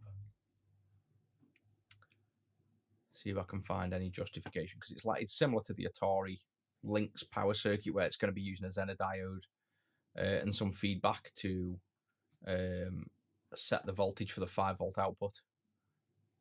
I can test it more thoroughly by actually passing a limited current through it and stuff, but for now, let me just see if I can find anything about that part number. And Zener diodes are notoriously hard to test because they don't work the way you think, in a way. You think you just put a resistor in, turn them on, and they set a voltage, but they don't always work that way. They're quite inaccurate. So when I was making the Atari power repair kit and redesigning their circuit, the Zener diodes, I'd buy them from 5 different manufacturers, say a 4.7 Zener diode or something like that. And one would be 4.5, one would be 4.3, one would be 5.2. They're not super accurate. So I'm going to leave that one on for now, and I'll do a proper jig setup to figure that one out. So I'm going to leave him. Al500, just an inductor. We can measure him, so let's get him over. I think we'll do the inductor, then we'll just do all the caps that are left for now. Get them all over. And then we'll come back to the complicated stuff after. I think we've inadvertently left the worst till last. Like, this area is just full of transistors and components that are hard to test. Finish all the remaining resistors, absolutely no reason. Shall we just do that first so it's a bit more systematic? I'll test this inductor now, he's on the side. But the only point in this is to filter the backlight circuit, so the value here isn't that critical for any reason. Right, so that is struggling to identify whether it's an inductor, so we'll set it to inductor mode, go back on, see what it says, and it could be a ferrite bead, but I'm pretty sure it's going to be an inductor. So 15 microhenry inductor, which would kind of make sense. So we're going to put that down for now, and again, not a critical component because it's just filtering the backlight circuit, so we can always respec that, and I'll probably spec it better than original anyway. So that's just going to be 15 microhenry inductor. Move him over, and then we'll do the resistors next. Then we'll finish off all the resistors.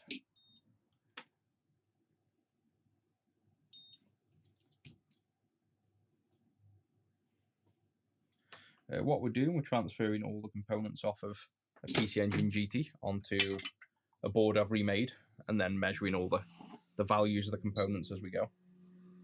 With the idea being then I can get the factory that make these circuit boards for me, pre-assemble all these components so it doesn't take as long when we're swapping components over.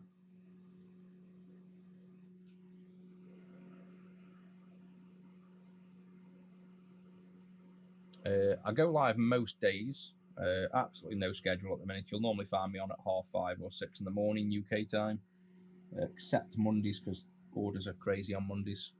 But generally I go on most days at the minute, but there's absolutely no schedule. It's something I should probably try and do, but I'm not the best at schedules at all. I don't plan tomorrow, so planning lives is pretty hard. Let that cool a minute. But I'd say the most common times I come on is usually early morning, like 6ish in the morning. And then about this time, 3, 4 in the afternoon, maybe 6 in the afternoon sometimes, just for a bit of unwinding sometimes, just do some work. If I knock off too early, the night's too long and I get bored.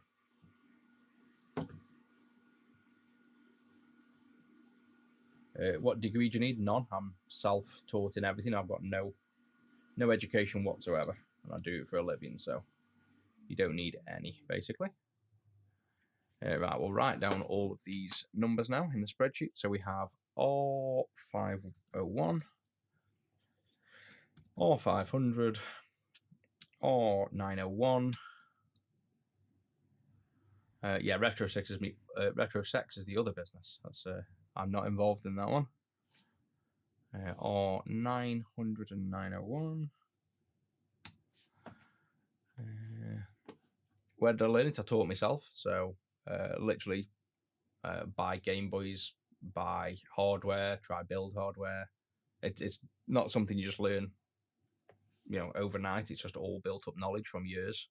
So pretty hard to kind of say how and where, but like, for example, now the things we're learning here are new. When I worked on like a Apple Mac recently, I know absolutely nothing about the Apple Mac SEs. I streamed that. It was one of the first streams. That was me learning how the thing worked, so you can kind of watch what I do there and see how I learned it. But anything that comes on the channel that I don't know, you'll just see me working through it the way I would. That if I don't know something, you'll kind of see how I figure it out. 905, right, that's all the resistors. So we'll go back up to the top, measure them all, and see if they're right. So this one looks like 680. Let's measure that. Oh. Go on there. Multimeter is in diode mode still. Let's go back to resistor. 72, so that is going to be 68. Oh, they taste disgusting. Don't put them in your mouth. 68R.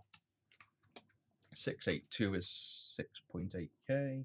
We've had this set up before. Yep, 6.8K. That's 500, yes.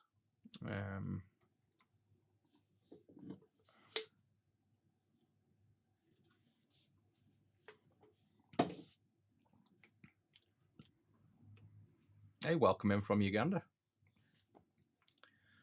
Can I replicate any board? Mostly, yeah. Circuit board wise, certainly. Electronics wise, depends what it's doing. 901 is 472, so that's 47 and 2 zeros, 4.7k. Where's it gone? There. Yep, 4.7k. Moving down, we have our 900. That looks like 472 as well, so probably 4.7k. Yep, 4.7k on that. Then 514 looks like 473, so that'll be 47k. Yep, 47k. Printing traces, I'll send them to mass production, to actual PCB factories. I used to make them myself at some point, but I don't anymore. 904 we've actually missed on the list. On 904 is the sneaky one upright. I can't see what that writing says. 3 something, so let's just measure. 3.6k, I think that'll be.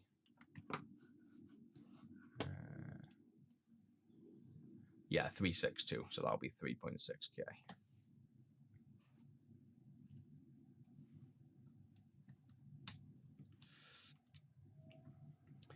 509 is here. 682 will be 6.8k. Nope. That'll be in circuit then, because it's 3.4, so we're going to have to nudge them out of the way. It's probably going to be in parallel. These two 6.8ks will be in parallel with each other and forming a divider, which not sure why they're doing that. Why don't they just use a 3.4? Maybe they didn't have a 3.4k resistor at the time, because I've seen that somewhere else on the board. So this one is almost definitely going to be in parallel with that. So now these will probably measure out of circuit correct on both of them. Yep, 6.8k. 6.8k, so 509 and 516 are 6.8k. 903 is here. 123 is 12k. Yep.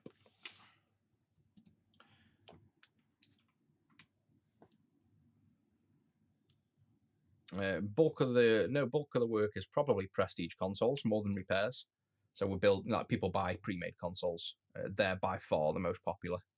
We do them every single day. But I don't normally build them. Like I say, Zach does a lot of that. So this looks like 913, 91k. That says 49k. Oh no, it doesn't. Yeah, it says 913. That does. So we're gonna have to move that out of circuit because something's in line with that, causing it to drop, I'd say. 902 or 903. We've done 903, yeah, 902.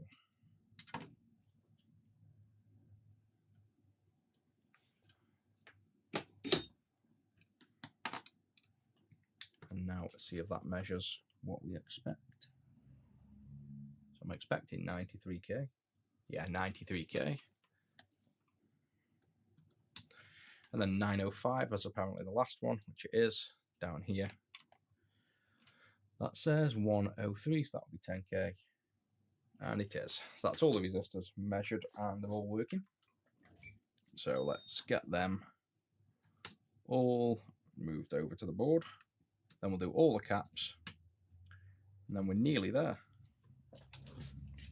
So flux on the board, just to clean them as we're taking them off, because they've got a little bit of electrolyte on them. And our board, did we tin all the resistor pads? We did not. So let's tin all the resistor pads now. 507's on. It's going to take just as long to find the pads now. R500 is this one here. R901 is there. R900 is there.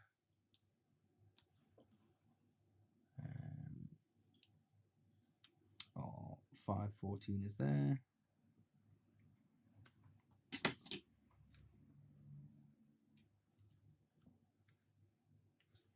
Or 904 there.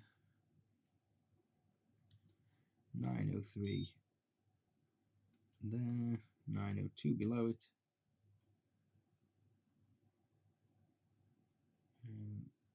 This is, yeah, both resistors there. 909, 916, and 905. That's all the pads tinned. Now flux on them. Will also help me identify where they are, because when you're looking at a bunch of pads, it's hard to see where they are. There we go. And now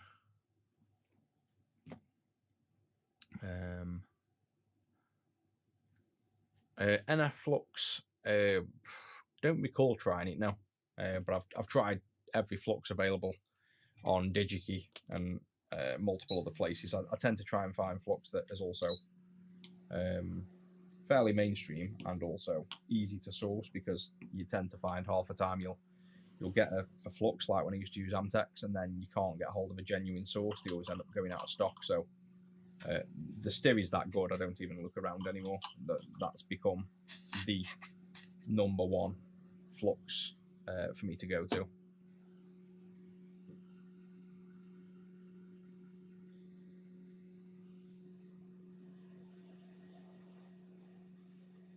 Oh, we didn't tin one of the pads. The first one we're about to do, we didn't tin. Right next to it. That one there.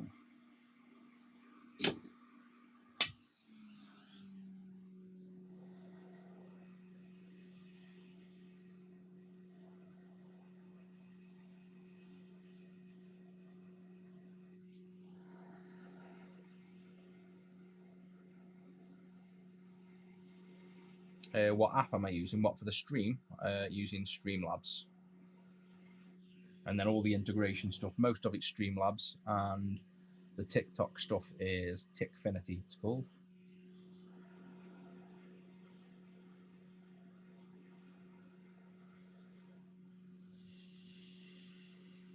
This as well, this backlight enable, this BLH.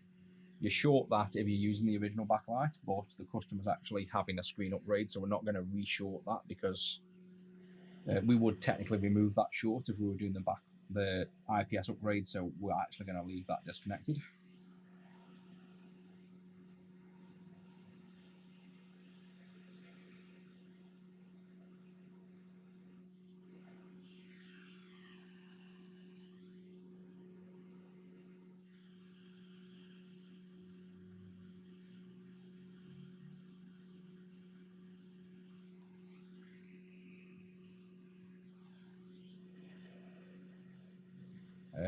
Tried Jasper, tried getting RGH with a resistor diode, and tried booting 10, and it's the same thing both times. That's literally I've got one exactly the same. You know, when I said I've got one where it's I turned the power off, like pulled the power instead of using the power button at the point of doing in the RGH and reading the keys. Whatever caused it, I haven't found a way myself to bring it back alive. I've got a feeling the eMMC is just corrupt in a way that the part of the system that runs the initial code gets confused by the eMMC.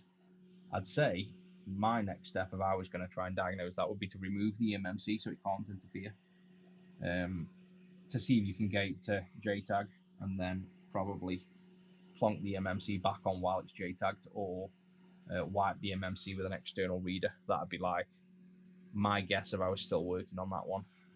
But it might be worth just cutting your losses on that one for now, time-wise.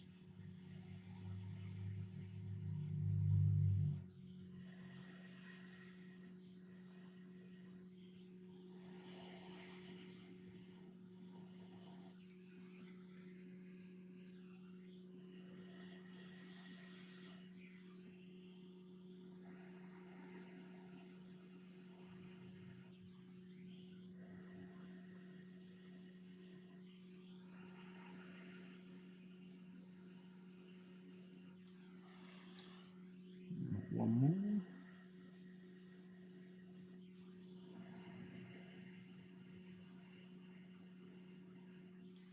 So I think that's every resistor on the board now. Yeah, so you've seen it a few times. It'd be good to figure out what it is. But I'd say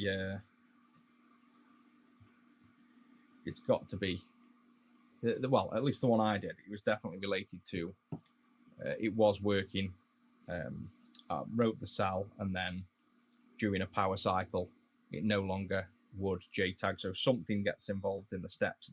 If you've not even got to the point of trying any form of manipulation on the MMC yet, it might be something else. But I'm guessing if you've touched the MMC at all, and then it's just randomly failed, it's going to have something to do with, obviously, tweaking the MMC and it failing. I think it's like writing an incorrect bit at some point, and that's it. If it's corrupt, it screws it up. There should be a way to recover them. We just don't know of it yet.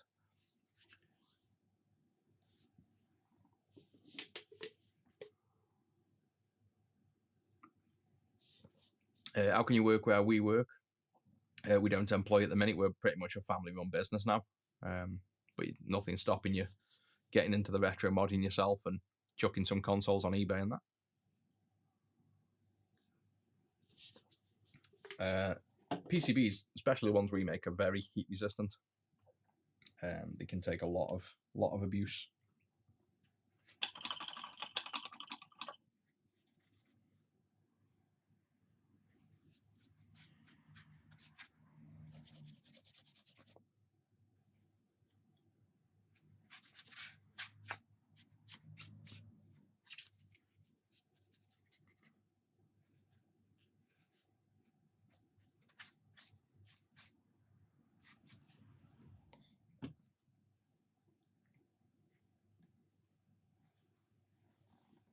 Yeah, you pretty much got it crashing then exactly where I've got it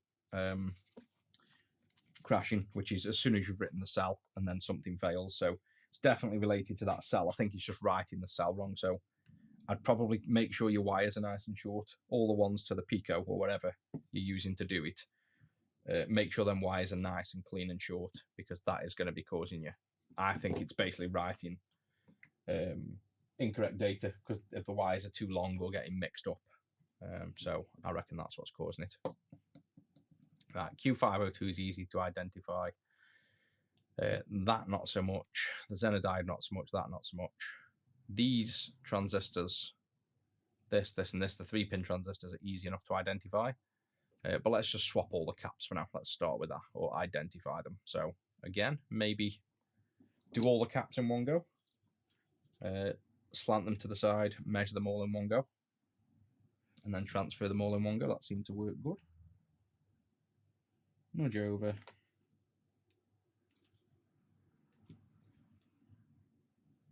Nudge over, and then we need to write down all the caps before we move them, so don't forget to write down the values.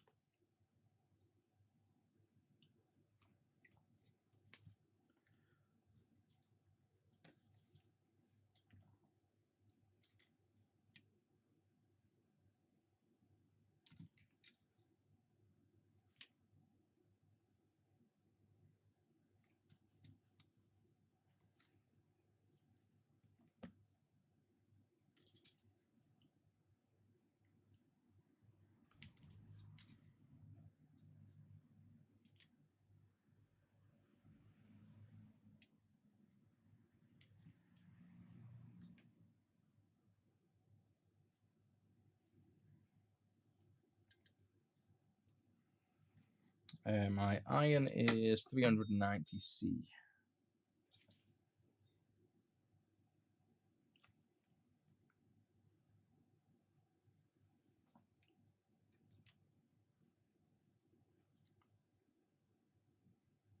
Yeah, where's that gone? Stuck to my iron. Get off. Nearly lost that one then.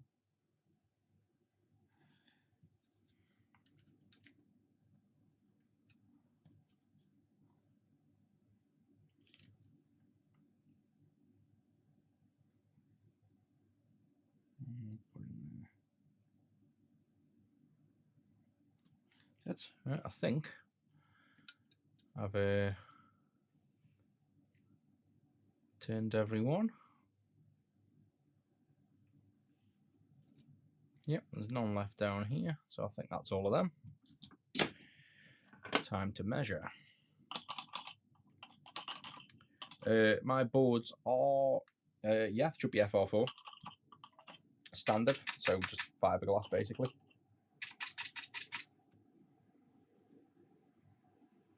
Hardest thing I've ever soldered.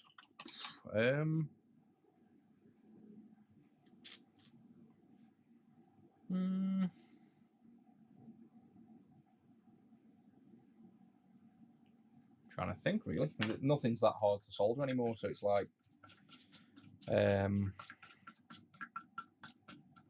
don't know, to be honest, it sounds a bit thingy to say, but nothing's actually that hard to solder. I'd say the hardest thing to solder these days is if your PCB is not in great shape, or the board you're working on is not in great shape. That's harder than soldering, say, you know, a CPU with 1,000 BGA pins. That's just technique.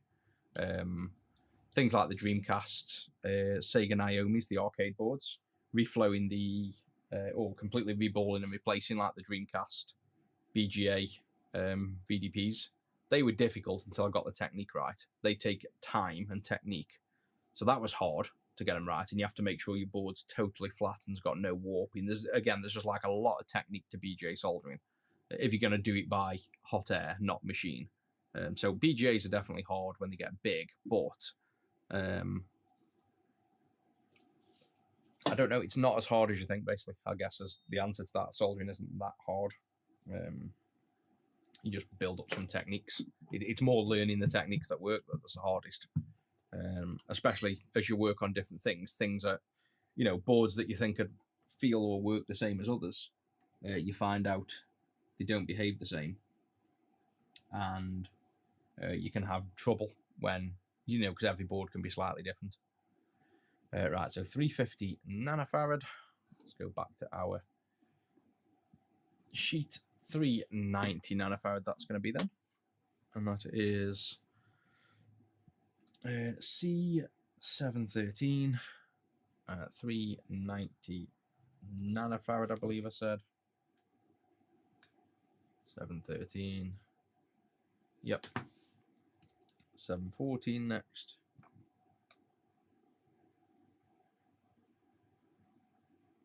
.5 nano again. Very common on this board.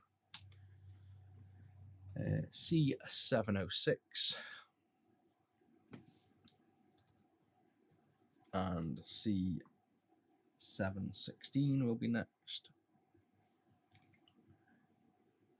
C706 is 220 pica, so 220 as a value for 220 pica, so could be exactly that. It could also be measuring slightly under and be 250 pica. I'm going to go with 220 pica for now, though.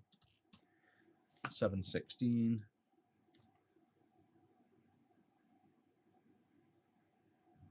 .5 picofarad. There we go. 1.5 nano. It's a good job I waited. 1.5 nanofarad again. That could have been a really wrong measurement then. Now we have them four done. How do we work this so we don't miss one? We'll start over here and work our way up. So we'll start at the bottom this time. C903, C902.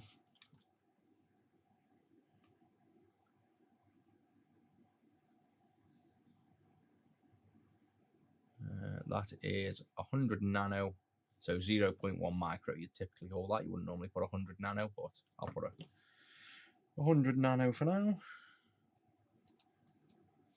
And C902.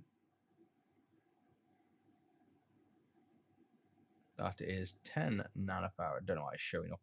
No, 1 nanofarad. But it's showing us 1,000 peaks. That's 1 nanofarad there.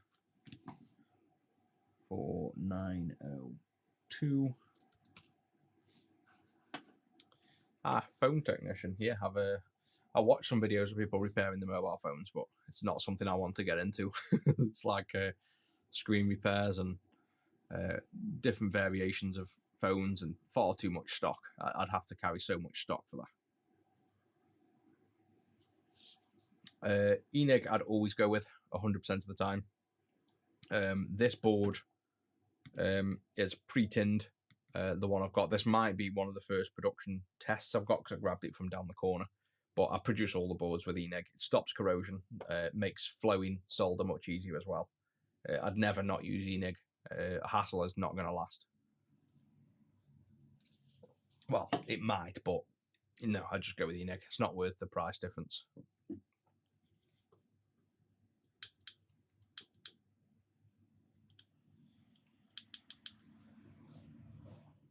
Right, so we've done 902. Next up is 904 and 900. C904, C900.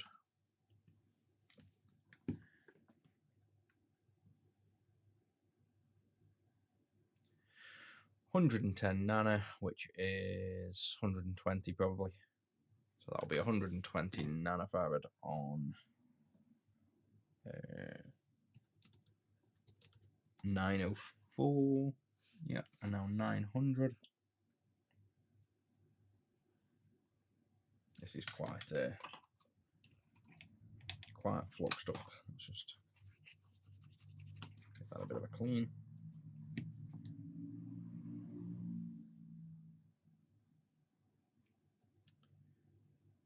Uh, 10 nano, just over.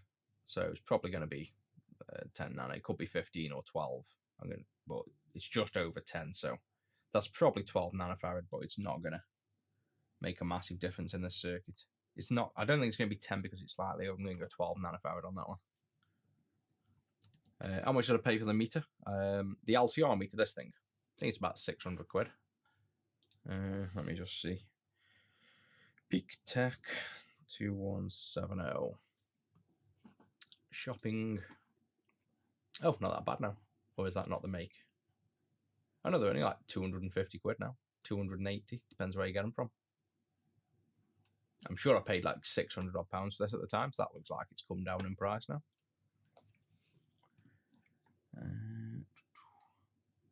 C504 next.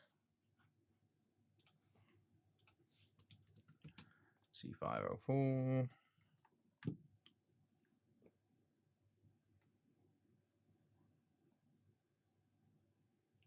1 nano again. Ever so slightly over 1 nano is fine. C504's done. We now have C, and I've covered it with the cap. C500, 501, and 502. So C500, C501, C502, and that's all the caps done.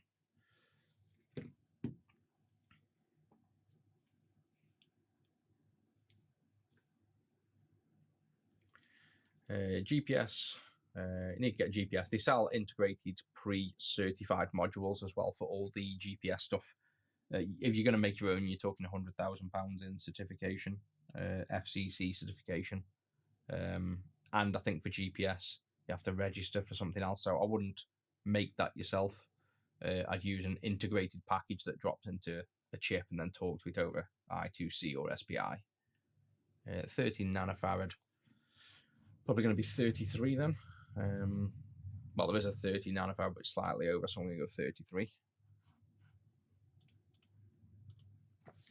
33 nanofarad. That was on the C500. Just double check that. Yeah, that's that. So 501.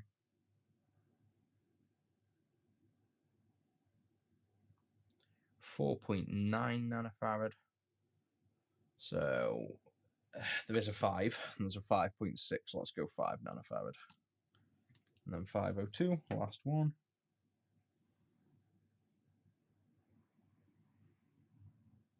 Do you do many repairs on graphics cards? I missed that question. No, not really. I don't work on stuff mostly outside of retro now. We're that busy with the retro stuff. I don't like this measuring at 7 picofarad. Something's telling me that's not right. Just run out of. Oh.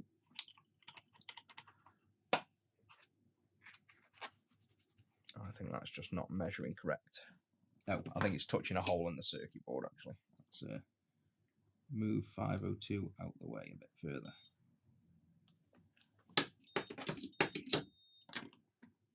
Measure again. Oh, that's floating now. I'll just swap that first. There we go. 1.1 nanofarad. So the fact it's slightly up, again, either I reckon it's slightly above the 1. So I reckon that's a 1.2 nanofarad. It, again, won't matter too much tolerance-wise, as long as you're in the ballpark. These will work fine on the circuit. So I think that's all then. Let's get to soldering. Jump over, go to here. So I've left that one floating. I'll do him first, C502.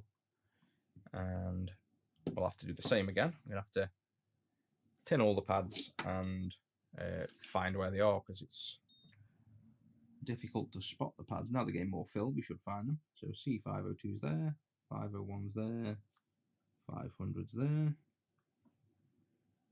none that side, C504's there,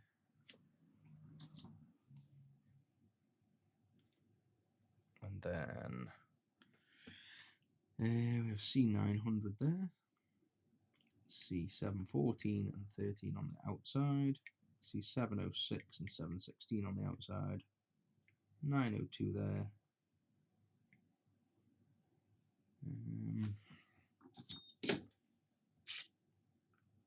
Any others I'm missing? 904 right there.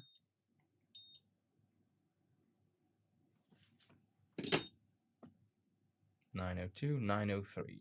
I think that's it then. I think they're all pre-tinned. Let's get some flux on them. 1, 2, 3, 4, 5, 6, 7, 8, 9, 10, 11. Oh, I missed that one. No, 11, 12. So that's 12 there. And I've got 1, 2, 3, 4, 5, 6, 7, 8, 9, 10, 11, 12 written down. So that's perfect. So that's all of them. More problems, PS5, 100% of the time. More problems in PlayStation in general. The amount we used to get in for, especially when they launched new ones, the PS5s, the HDMI ports aren't even soldered on from factory. They've fixed that now, but we used to be doing a PS5 every few days when we had the local store. Not good at all. It's been the same though. I used to build PS3 controllers, mod chips for them, rapid fire controllers. Sony used to release a new variant inside the controllers every 3 months, change up the connectors, change the positions, for absolutely no reason. Made no sense whatsoever. They just constantly mess around with designs. They're always flex ribbons, which are poor connection. I've never really thought Sony's hardware designs are good. But obviously I'd say the more popular than Xbox in general these days. But no, I'm much more. Since the PlayStation 1, I think they went downhill. PlayStation 2 was the most popular console for them. I think it still is, but no, I'm more of an Xbox fan myself, especially for quality side. Other than Xbox Elite controllers, they're shit. Microsoft really need to fix the controllers. They break, they stick drift within no time at all for no reason. They're not meant to last. The whole Elite controllers, unfortunately. The Elite 1s are actually better than the Elite 2s. Moving down to here. We've got there C900.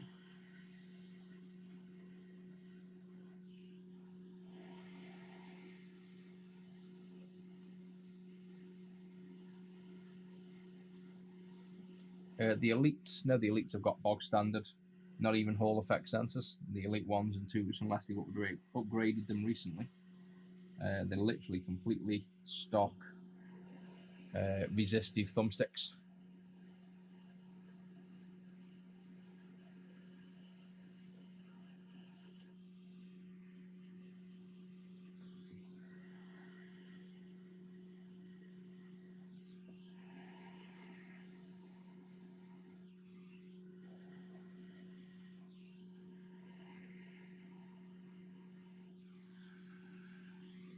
I think we just got these 4 over here now, maybe.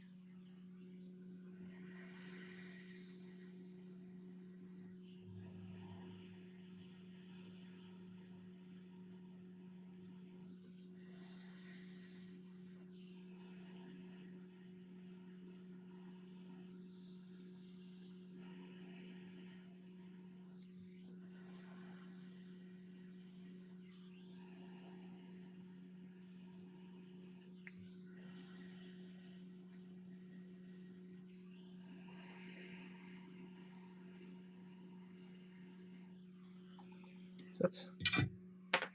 So I think give that a second or two to cool. I think that's all the caps off.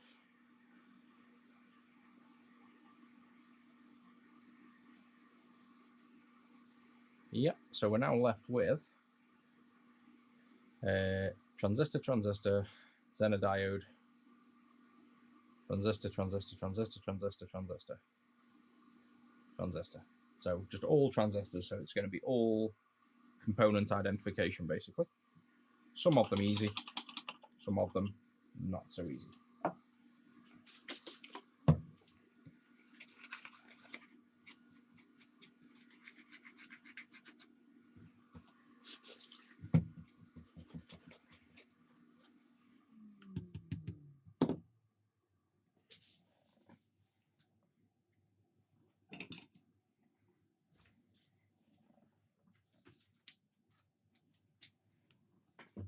And I didn't realise it was that late, 20 to 7. I'm going to get some tea, I think.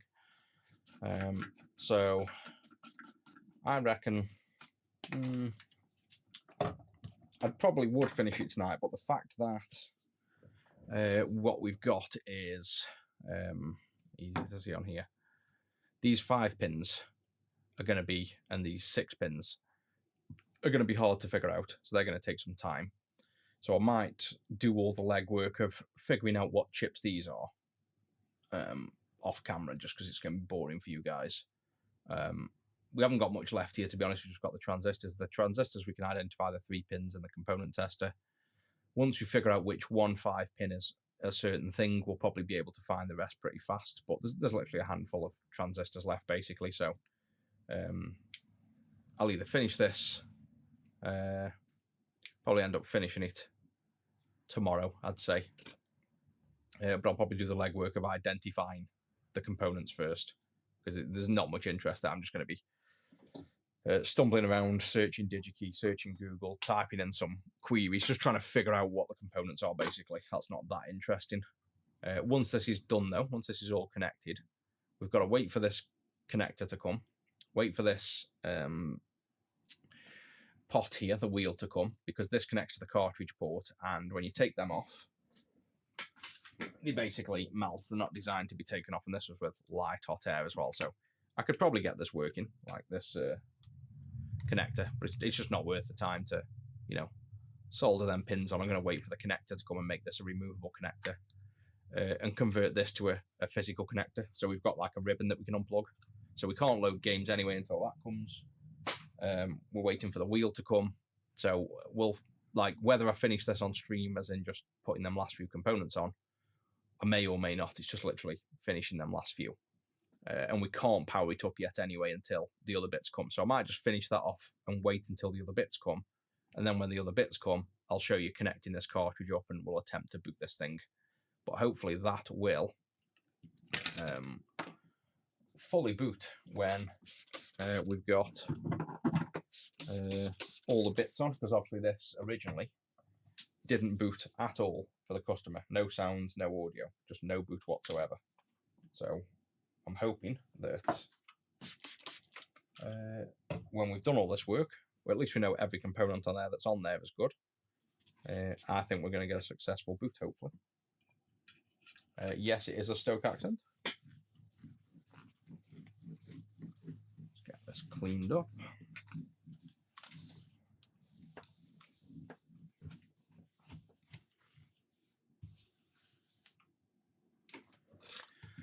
There we go. So that is now where we're at. Almost complete. And that's almost every single component identified now. The looks pretty nice. It's been a lot of work. Next one we get in, we'll have to see how quick I can do it when we're not measuring components. And we're just swapping over. But I'll try and see if I make a pack for this. This is the other thing. You imagine making a pack for this. There's that many different values of components in. I guess it's not that hard. Just put them in different bags. But even making the kit for this would be a bit of a pain. There's so many parts. But obviously, it's still better than having to use originals. But I think I'll still get the factory to assemble these for the most part. That's the best option. So it's pretty much assembled. We could put that connector on as well. Let's just chuck that connector on. So we've got that one connector. This wheel, can this wheel go on yet? The wheel can go on as well. So let's just, before wrapping up, let's put this wheel back on. There. I've got to clear the excess solder first. So we've got quite a bit of excess solder on when we remove this.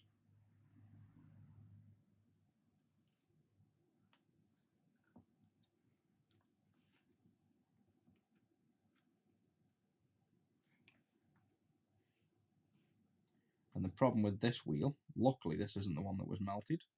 You cannot source this wheel because it's backwards, basically. The pins on this are backwards and they no longer make them, and no factory is willing to make them in low volume.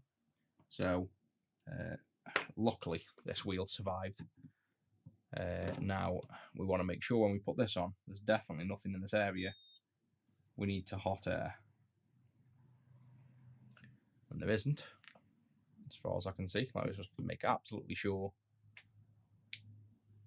that there's nothing around here. All them chips are on. That's the other wheel. That's the connectors there.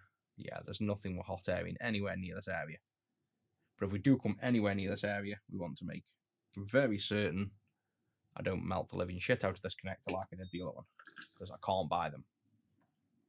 I'd have to make a little baby circuit board that sits over, or hand wire the pins from each pin all the way over.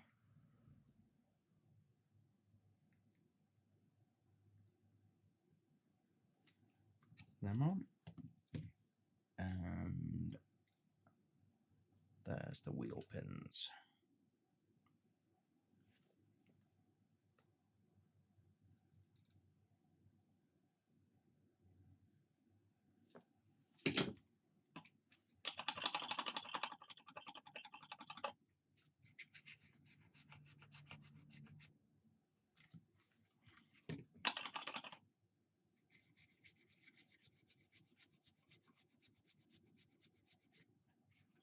It's like it was always there.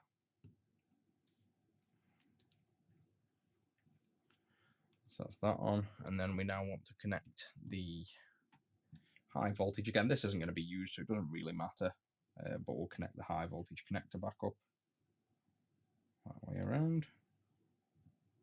You can sit back down there.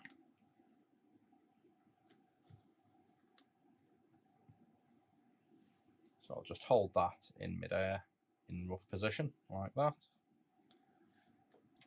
And then you'll get a dry joint doing this first because you're doing it one-handed. But I just blob solder on with one hand. See, that's all dry.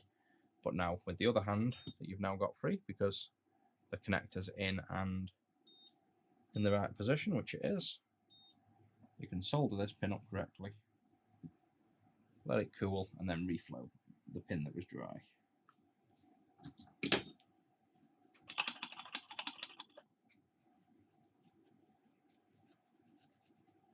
And then I'm going to trim that down, even though that is stock, and that's the pins, that's how high they were. I'm going to just trim them flush now.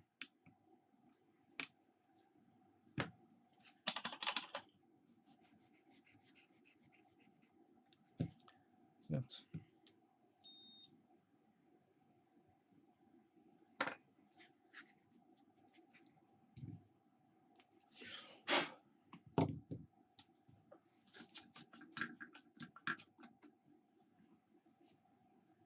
We've been doing this for probably 12 hours, on and off. Basically, we're not just doing the work that's on here. So we have basically a PC Engine GT for a customer. come in with a broken board, so they wanted the PCB swap. So instead of just moving all the components over, what I've decided to finally do on this, because it's been something I've been wanting to do for a while, is every single component we've taken off this, like every single one out of the hundreds on this, we've taken off, measured with multimeters, component testers, and LCRs, and identified every single component on this board. So now we have a complete BOM of what every component is, pretty much. So it's taken ages because of that. We're basically done now. So there's a few bits that we've got to do, transistor-wise identifying, and then we're basically waiting for this cartridge connector to come now. So I'm just waiting on a ribbon connector that I can make this into an FBC connector on both ends, and we can plug this in. And then this wasn't working at all for the customer anyway. It was completely dead, so it may still not work, but my guess is it's going to work, because I think most of the damage is just trace damage and circuit damage on here. So I'm fairly confident we'll get this brought up straight away. But yeah, that's pretty much the finished article, and I like how it looks in white. And then we'll probably just get the customer messaging saying I actually wanted it in green, and then then we're screwed. I'll paint it green. So yeah, that's it for this one, guys. I'm gonna get some food, and I'll probably be on, almost definitely be on tomorrow, but it'll probably be either 5:30 in the morning doing something, or it will be probably similar time to this tomorrow.